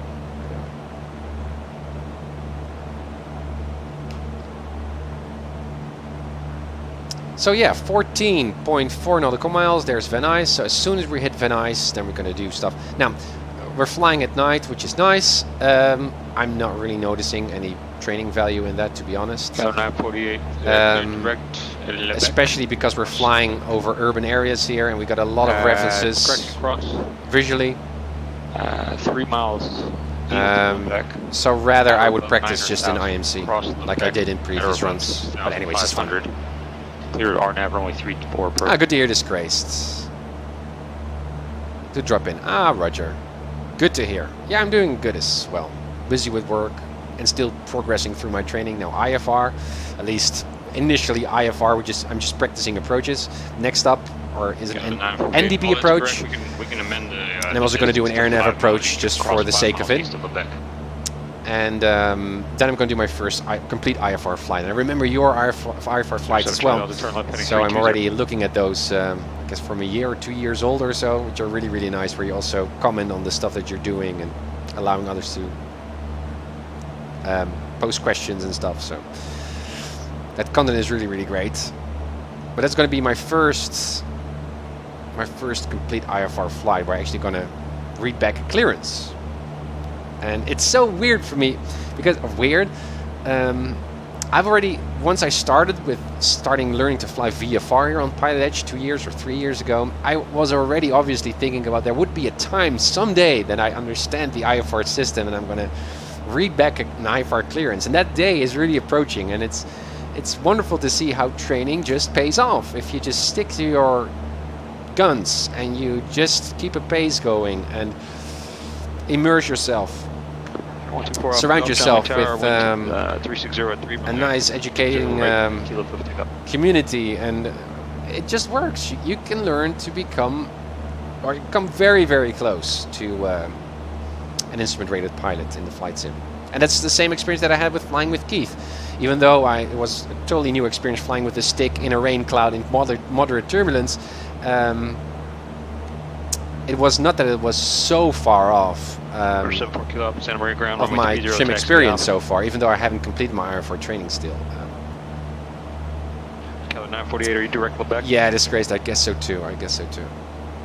Approach practice, yeah. Well, and disgraced. What I also noticed also with Keith is not only just technically knowing how to fly the approach, but it's also staying ahead of the game.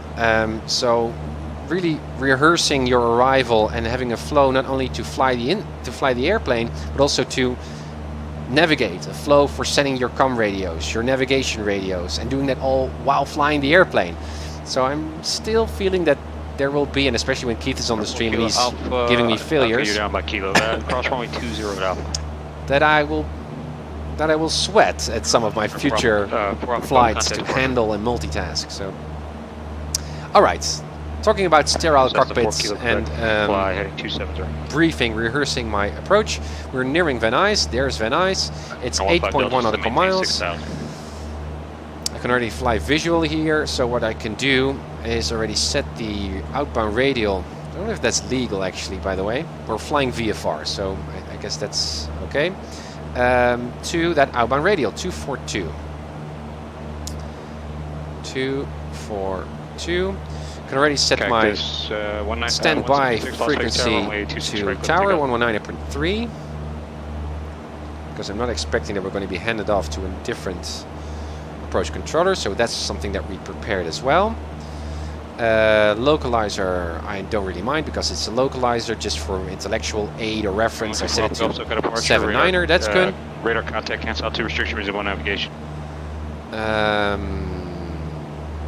Yes, and as soon as we hit the Vortec, Boeing 561, Palm Springs ground, runway 31 left, taxi via Whiskey Alpha. we're going to fly that outbound, and we can descend to 4,400, which is not a big difference. Then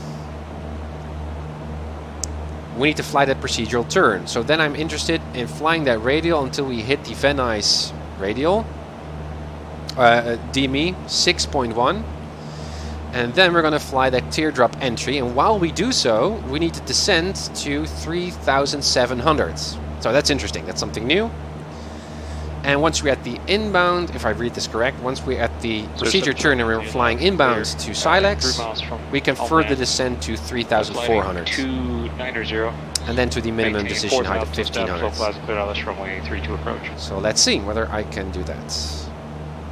Again, I know that the Vortec of Van Nuys is on top there, so I'm just flying that visually, and once we're there, I'm going to fly the that radial. Actually, I can be a bit more precise here. Not 245, but 242. Landing lights on. Strobe lights, nav lights, everything is still on. Engine is still looking okay. Fuel a bit low, but it's fine. Good. So far, so good. 07 Charlie Delta, I missed your descent. Disregard that. Cancel the approach clearance. Finish. And, What's coming turn next? Right, the long way. Exactly. Right, heading 140. That's the question. What's coming next? That's the IFR question.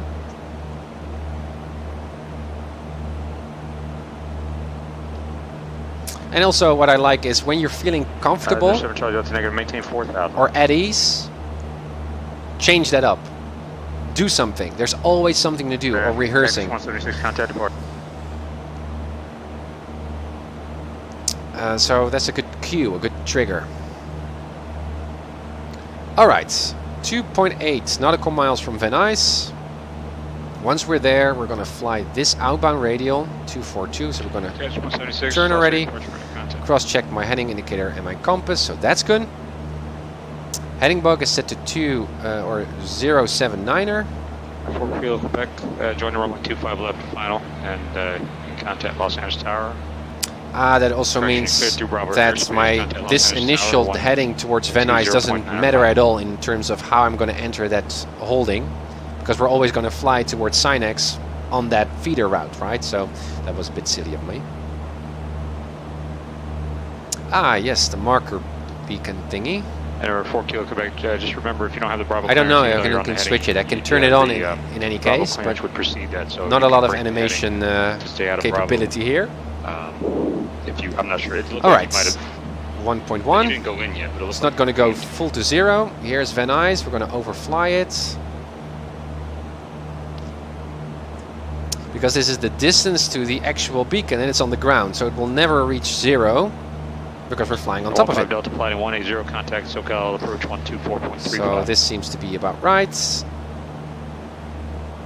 Can always wait when we see this thing flip to from. Wi-Fi 61, Palm Beach Tower, demo. There's beautiful Van Nuys. Let's see if we can get there. 364 Kilo Quebec, Los Angeles Tower, make straight in runway 25 already running left, up. Cleared to land, wind 0505. From reading. All right, we can now go to 4,400. Let's stay at 4,500. Air 6515 Delta, SoCal approach. Right. Something like this. 5,000 and expect localizer runway 25. Let's see. So 4,400. San Diego altimeter 3006. Even though we haven't really captured the radial yet, we're so close. I'm now looking at that 6.1 nautical mile reading in my my DME. 4 Alpha Golf, contact approach 135.4. Yeah, I'm unlicensed. 48, change of advisory, Eagles. port traffic cancellation, Mr. Approach, frequency. Yeah, and looking at the profile view, it's a bit weird because I think, 948, thank you, IFR cancellation. yeah, as soon as I hit Silex, then I can start my descent to 3,700 while I'm doing the procedure turn. Yes, that seems to be correct to me. So 2.3 on the DME. My heading bug is at the left side here. Air 7 Charlie Delta, I'm sorry, did I say left turn? Sorry, it's reverse the turn, turn right. So that means a teardrop entry. I have a cheat sheet if you're interested. Look at visit UncertifiedPilot.com and you can have a look to how to enter this stuff.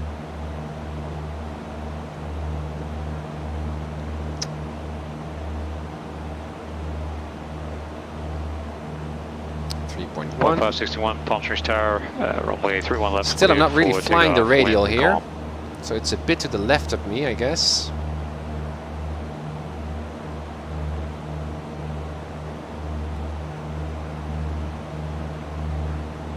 I'm also disgraced.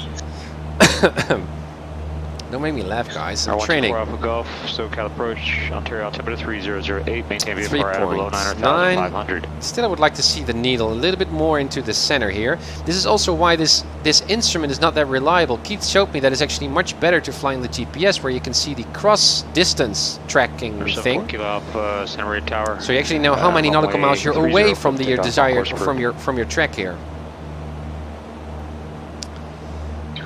4 Kilo Quebec, you look like you're on final for Hawthorne for runway 25. LA Airport is the big one with the 4 runways just to the right. Come on, I would expect it to see. We just have 1 mile to go. I still don't see a 4 Kilo reading there. Quebec, Or roger. a 4 Kilo Quebec, go ahead and turn, there it goes. turn right for the left base and get you away from there because you're All going right, to I go should into have turned a bit their, more their early. delta here and you're 5.3. really close to their, actually you're on their final. There goes the needle. Already flying a bit of a teardrop there. Okay, But this is 176, contact Los Angeles Center 133.55. yeah, I should have turned a bit early. What was it? 6.1. Yeah. 5.8. There comes the needle. 561, contact departure. Stay above 4,400, Tim. Demo 15 Delta flighting 250. 6.1. Good. So now we're going to fly that teardrop.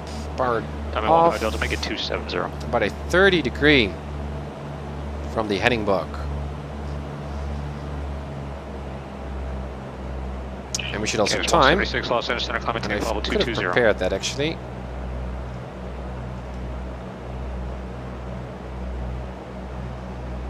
And also across the no, something like this. I'm confusing myself now looking at the radial. I should ignore the radial now. So this is our teardrop into that holding pattern or hold in lieu. 561, so got departure radar contact, climate 2000. And our minimum height here is 3,700. 15 Delta, 3 miles from Vita, light present heading, maintain 4,000, correction 3,800 till established localizer, clear localizer runway 27 approach.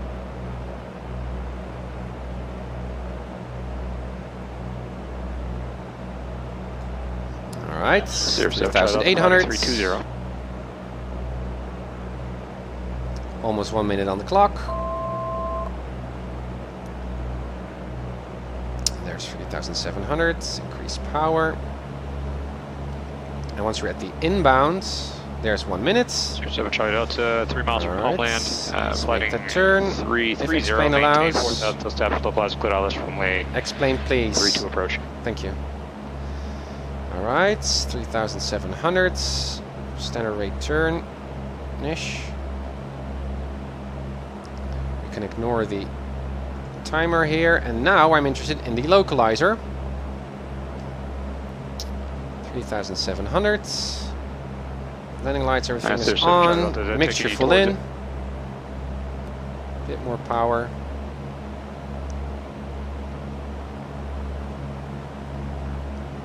Over exaggerating my turn there. Standard rate, it's good enough. And now looking at this localizer. So let's keep it like this. I have to catch the needle as fast as, yeah, it's already sensitive, that's good. Now we're already on that inbound leg, so I would say that I'm already allowed now to descend further down to 3,400.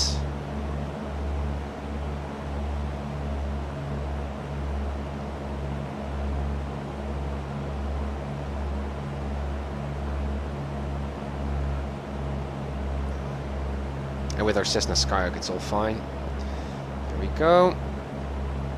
We're so slow, at least. We have so much room to correct. That's really, really great. So there we go. 3-4. Before we hit Silex. Right on the localizer. 07 confirms everything is in sync. That's good. And we're at distance 7.4. We're now inbound. March tower 127.65. And so once we reach Silex again, our final approach fixed, then we can further descend down. 61 turn left, heading 250, join Victor 388. And to what altitude? 1,500 feet MSL. That's our circling minimum decision heights. It's not too difficult, but it's weird because now here's Van Nuys and we're approaching the runway almost perfectly perpendicular. So try out to March tower, runway 32, clear to land, wind calm. 6.5. PHTIM. Expect circle for runway 16 right, contact Van Nuys Tower 119.3. Expecting circling 16 right, and we'll switch over to tower. Thanks, Bob. Already prepared. Switch. Other aircraft calling, say your to call tower. sign, 6.1. We're ready to descend now. Calling answered. 1,500. Juliet Tango on the ground at Fly the airplane first. Steady descent. Manage 100 Juliet Tango, roger, stand by. And stay on the localizer, Timmy. Stay on the localizer. First stabilize. No, we got the weather. Well, we didn't got any ATIS. We listened to ATIS, but was not implemented in X-Plane. So let's pretend that we got Tango. Who cares?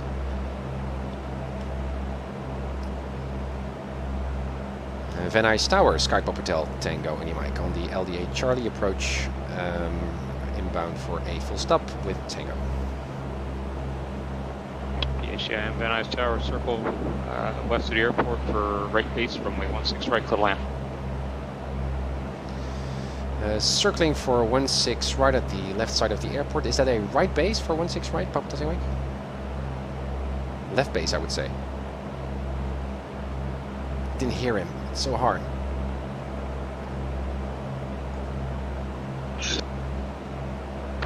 PHGIM, that's correct. You'll be turning, you're going to be to the west of the airport here. You're flying east, you're facing the airport, so the west is this side of the airport. You're going to turn to the left to go to the north of the airport, and then you're going to be on a right base 16 right. Perfectly clear. Thanks for that explanation, Bob. Nope. Good one. Ship 4 kilo off, stand by. So, 198 Juliet Tango, Santa Maria that's an ground, interesting lesson, actually. I should also further go down. 1500 is our altitude here. Is at South Porky. Always be a little bit early on your descent, rather than too late. So that's why at King Schools, thank you, John and Martha recommend you to descend at least 800 feet per minute. Juliet Tango, runway 30, taxi. So you're there in time. Runway 30. Okay, so it's going to be a right base, and I was still thinking about my expected turn, so to overfly the field and then go like that. And so I needed to change up my. That was an interesting lesson. We need to debrief that after the flight. You still need to be flexible, obviously. That's why I also asked the controller to clarify.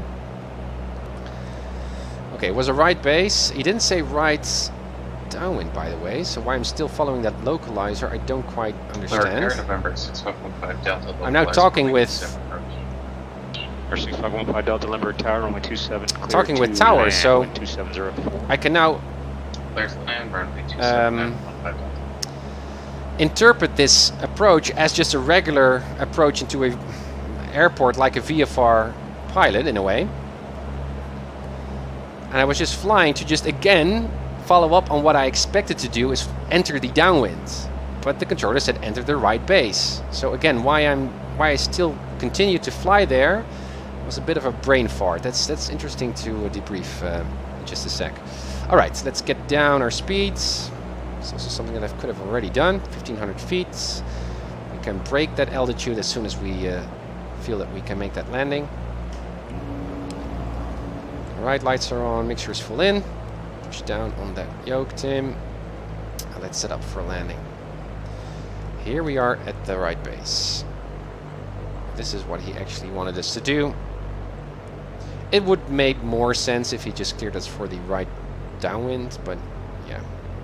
I don't know, your flaps. Not a lot of circling in that sense. March Air Force Base Tower, Cirrus 34 Delta, clear of the active on. And there's beautiful Van Nuys. Look at that, guys. This is X-Plane at its best. Alpha across the extended center line of runway 30 at Alpha. Change of controllers. Were we clear to land, by the way? Don't know. I will ask.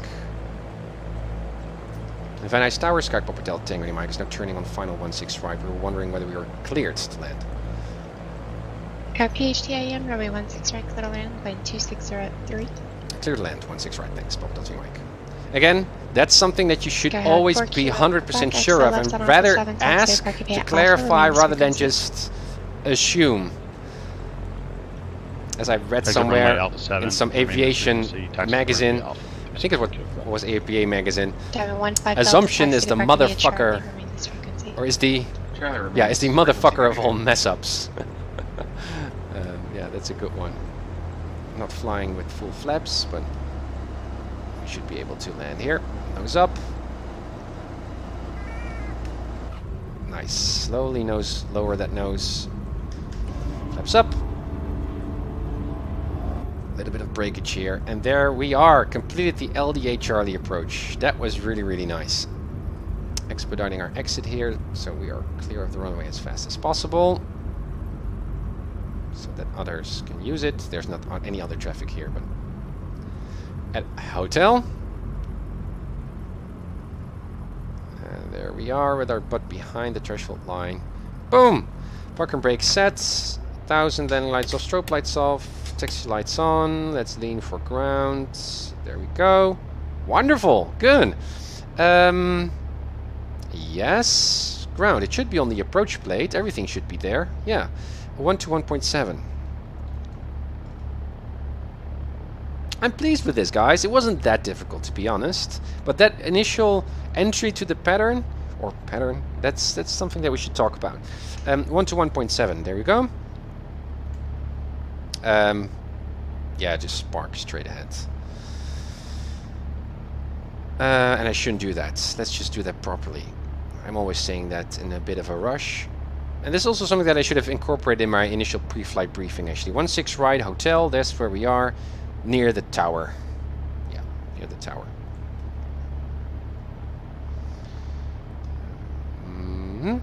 Van Nuys ground, Sky Pop Hotel Tango Mike is clear runway 16 right at hotel, taxi to the tower. PHTIM, taxi to Bracketed 8 Alpha, remain this frequency, have a great day. Remain this frequency, Pop Hotel Tango Mike. I should have not switched to ground. Santa Maria ground, Comanche 198 Juliet Tango is not good. Short of runway Thanks, 30, Eagles. and this is for the Cat 5 rating. J-Palm, good to see you as well. Yeah, I switched to Comanche 198 Juliet Tango. I switched to ground without saying to tower that we're clear of runway 16 right. That was not good. That's a mistake. Clear for takeoff. Not a big one, but it is a mistake. Juliet Tango, thanks. There's our hangar. I think this is totally fine. All right, park and brake set again, looking good. Let's first go off of mode C, so transponder off. 1200 for the next time. Avionics off. Lights off and cut off. Magneto's off. Batteries off. And there we are. Completed the LDA Charlie approach, guys. That was really, really interesting. Finish. EMT, Ndb next? Absolutely. The Ndb approach is going to be next. Also very interesting. So flying an approach based on your ADF. It's very old school and not really that relevant anymore. NDBs are phased out of the aviation system. But because I'm so academically interested in the IFR system and flying and stuff, learning to fly, I'd like to incorporate an Ndb approach as well. So that's what I'm going to do next, perhaps tomorrow. I'm not quite sure. Again, Twitter and stuff, follow me there and you know when I'm going to fly. And you can jump aboard once I start flying. Yes, this was all very, very nice. Let's disconnect. Let's review the landing. And while we do, talk about what happened there at the initial, at that last section, because that was a bit of a mess up in my mind. We're disconnected and we can now go back in time. This is fine. 4,500. Where are we? On the localizer. There's Van Nuys. Good. There's our approach path. Yes, and now we can get out of this airplane. There we go. There we go. Yes, so this makes sense. So we got Van Nuys over there. Then I made that turn to 242, but the actual radial, as you can see, was here. And so, yeah, I was a little bit too casual there, just flying 242.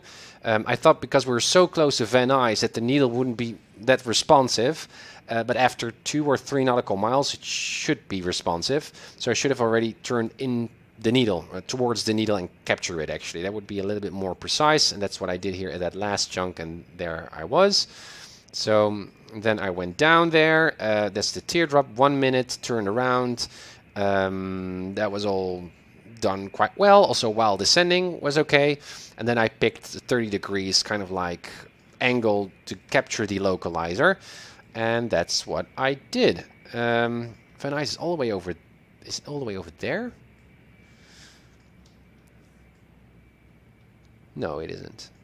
Oh no, that's where we came from. Yeah. Okay. Yeah. All right. Where's our aircraft? Over there. Yes. So here I was flying. As expected, approach handed me off the tower, which was all okay. was a good call, at least also for me, a good call. Like, hey, here I am with the information, blah blah blah. But then I got instructions, and what was interesting, I think what I found interesting, was that I already had an idea of what I was expecting to be assigned to do, and that was this particular thing, right? Let me see. Nope, not that one, Tim. That one. In my mind, as rehearsed, I thought we were going to be assigned something like this, the left. Now, why did I expect that, actually? Because now that I think about it, I'm not sure whether the 16 right runway actually has a right flow traffic pattern. I assume it default is always left-hand traffic patterns. So let's look up that mistake first, or possible mistake. Come on, very nice. Why am I doing it like this? No. Maps. Very nice. Right patterns for all the runways, I guess. That's what the star means. So yeah, it was a bit silly for me to expect this because it was all right pattern anyways. All right, that's a first assumption. That was not good, not tested. So I should have already known that it's going to be right hand and it should be like this. Then I expected that we would then enter either way, whether we were flying like this or like we should, with the right-hand traffic pattern, then we should enter the right downwind. That seems obvious to me. We're flying right towards the downwind leg. And in this case, the tower controller said we'll enter the right base, which is actually quite off of our track. And what was interesting is that I still, once I received that feedback, even though I didn't quite understand him, so that was good that I clarified or asked to clarify. That was always good to do. I kept flying this way. And then I thought, hey, I should actually enter right base, not right downwind. Perhaps it has some particular purpose because someone else was flying on downwind or whatever. So I was a bit late in fixing that, and so honestly, if you look practically here, I actually still entered the pattern kind of like from a downwind perspective, right? At 1500. Yeah, so that was a bit unnecessary. But anyways, yeah, that was about it. And then what was also good was I never heard, I need to review the video, I think I never heard the tower controller say, I mean, we got circling instructions, so circle 16 right with the right base entry, but I never heard you're clear to land, I believe. And so once I turned to final, then I thought I should clarify that. And that was also a good call, I think. Especially for something that important. It's hard to see our landing here in the dark, but I think it went pretty well. Nose up, slow, pretty much on the center line. Yeah. Yeah, so, okay, so generally, what lessons? In terms of briefing the approach, yeah, I missed out the traffic pattern flow with circling, so that's obvious. So with circling, it makes sense that the circling instructions that you're going to get are going to be aligned with the already existing traffic pattern flow. So that's something that I could have done.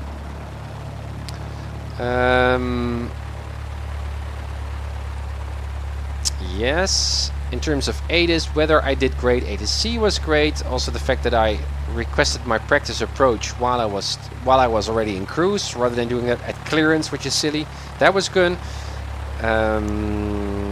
Cruising altitude, I was 200 feet too low at some point, so I could have been a bit more precise. I'm not flying with the autopilot, but still.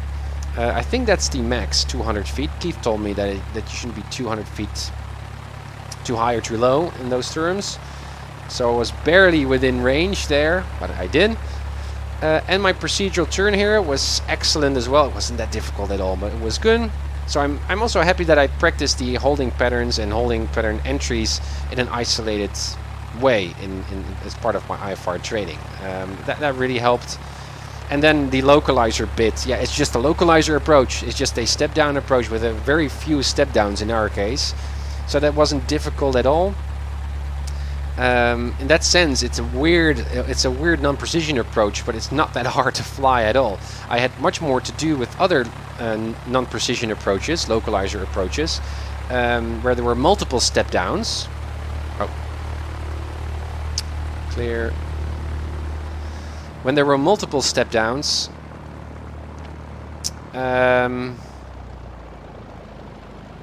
here at the profile view.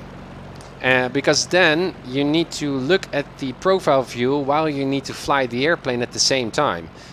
Because you need to know for particular step-down points, which are usually DMEs, you need to look at your DME and know what your next DME queue is when you are allowed to descend further down, right? Stepwise down approach.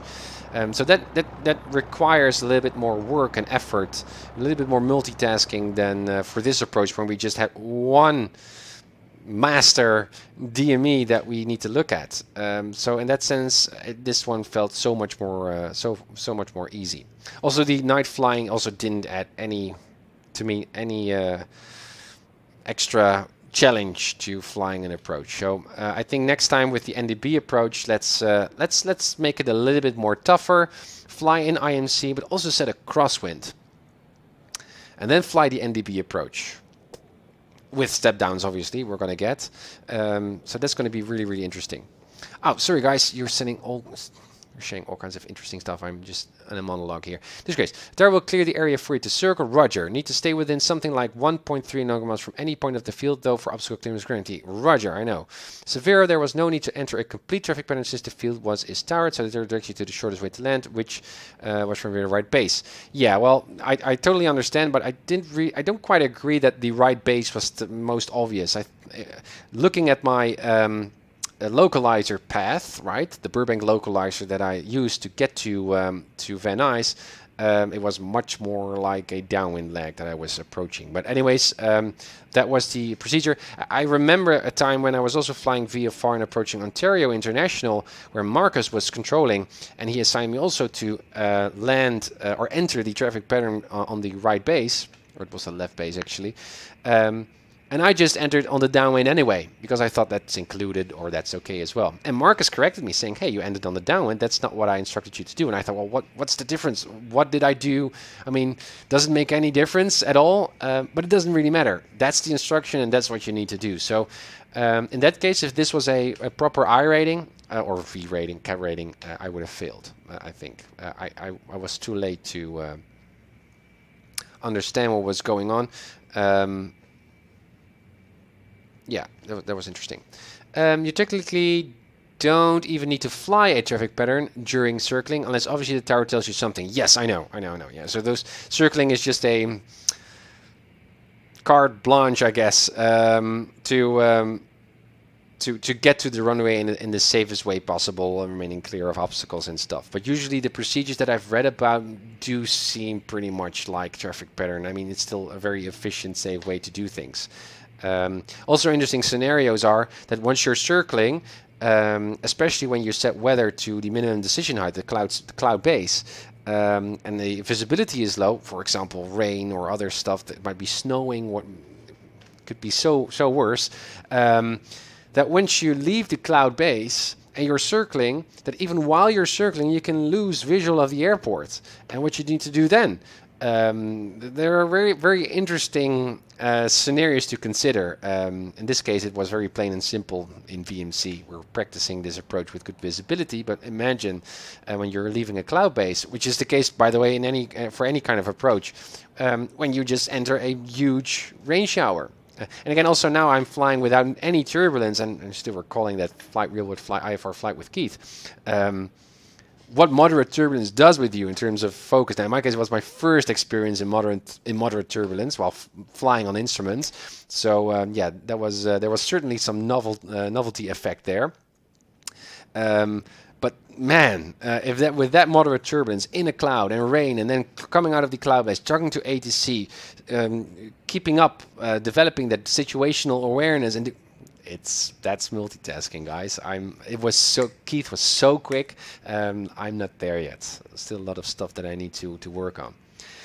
Technically, it's often better to just fly straight for the runway than mess around in a circuit when ceilings are low. Yeah, that makes sense. Disgraced. Severo, you would cross the field to enter left, or at some fields right down to get a clear entry to the pattern, so that all other traffic can see you and you can see the other traffic, which are necessary on untowered fields. Yeah, so that's the usual regular procedure of entering a traffic pattern. Yes. Thanks, guys, for sharing. I appreciate that. Yes, that completes our little flight. So let's put that into our nice, cute logbook. Let me see. Dates. Sounds good. We're not at Santa Maria. That was our previous flight. This is Bracket, right? POC. And we went to Van Nuys using the Burbank localizer. Isn't that amazing? How long did we fly? I don't really care that much, to be honest. 30 minutes, I think. One landing at night. Route I don't care. Distance I do care about because I just care. Maps. Flight plan. We are talking about 37 nautical miles. 37 nautical miles. I was not the pilot in command. I was just flying solo. It was also at night. Instruments. Am I logging that as instrument time? I think I'm not going to do that because it was a practice approach and it's not strictly instrument. So no. Cross country. I don't think it even strictly doesn't even count as cross country. I think a cross country is a minimal of 50 nautical miles. I think. I don't care. I think it's from one airport to the next. In my logbook, I do so. And remarks, my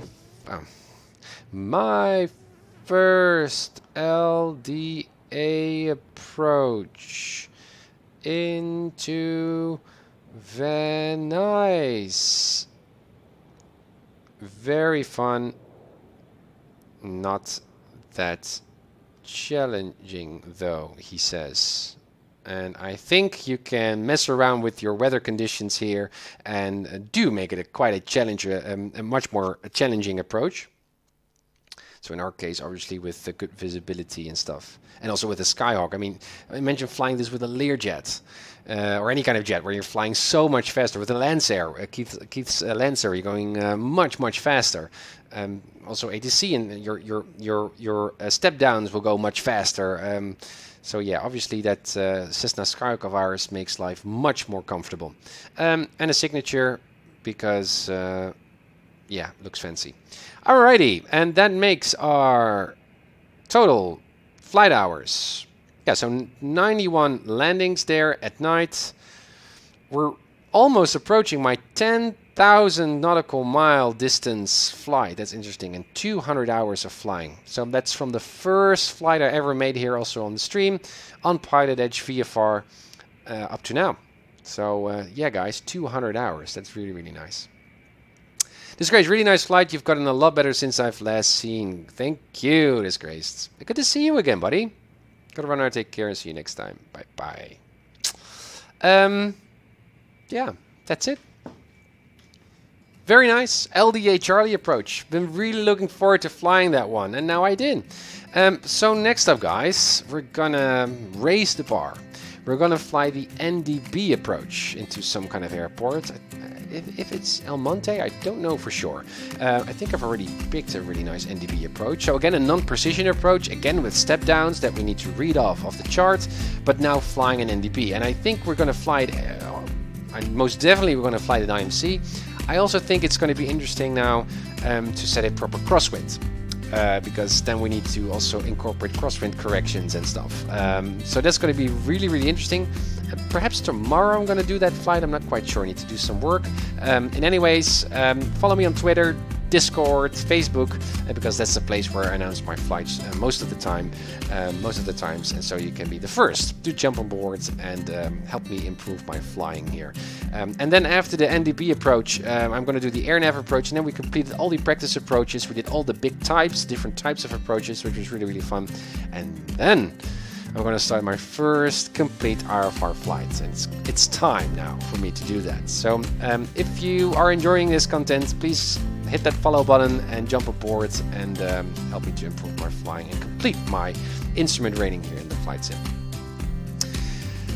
Bye, Kieman. Again, thank you for your very generous subscription there, 9 months. Really appreciate that. And guys, thank you again for jumping aboard here and sharing your tips and experiences here to improve my flying. I really appreciate that. As always, happy flights and blue skies.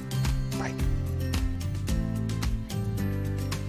Palm Springs Tower, Skyline Hotel Tango, Mike is 10 miles north of 3000. Information on train for a full stop, landing on 3 left if that's helpful. Papa Hotel Tango, Indy Mike, Palm Springs Tower, squawk 6250. 6250, Indy Mike. Papa Hotel Tango, Indy Mike, Palm Springs altimeter is 2985, radar contact about 10 miles west of the Palm Springs VOR. Presently landing runway 31, you're requesting straight in for 13. That's available, yes, please. Ever, correction, Papa Hotel Tango, Indy Mike, make straight in runway 13 left, and clear to land, wind is 0905. Clear to land, runway 3 left, Papa Hotel Tango, Indy Mike, thanks. Palm Springs, clearance, plus 4658 is type DC-12 slant off, as clearance to Vegas S-file. Plus 4658, Palm Springs clearance. Good afternoon, unable to give you S-file, and I'll be forward sailing. Plus 4658 is cleared to Las Vegas Airport. VFI Cathedral 1 departure procedure to Palm Springs. Victor 370 to 29 Palms. Victor 538. Cresso. Join the Cresso 3 arrival. Maintain 7,000. Expect flight level 2405 minutes after departure. Departure frequency 126.7, squawk 6316. Cleared to Vegas via Cathedral 1, Palm Springs, Victor 37029, Palms, Victor 538, Presso 3. Initially climb 7,000, expected cruiser after 5, departure 167, squawk 6316 plus, which is side. Plus 4658, 3 back is correct. Tango to Mike, taxi to ramp via Echo on this frequency. Taxiing to the ramp via Echo, remaining on this frequency, Papa Hotel Tango, Indy Mike. Ontario Tower,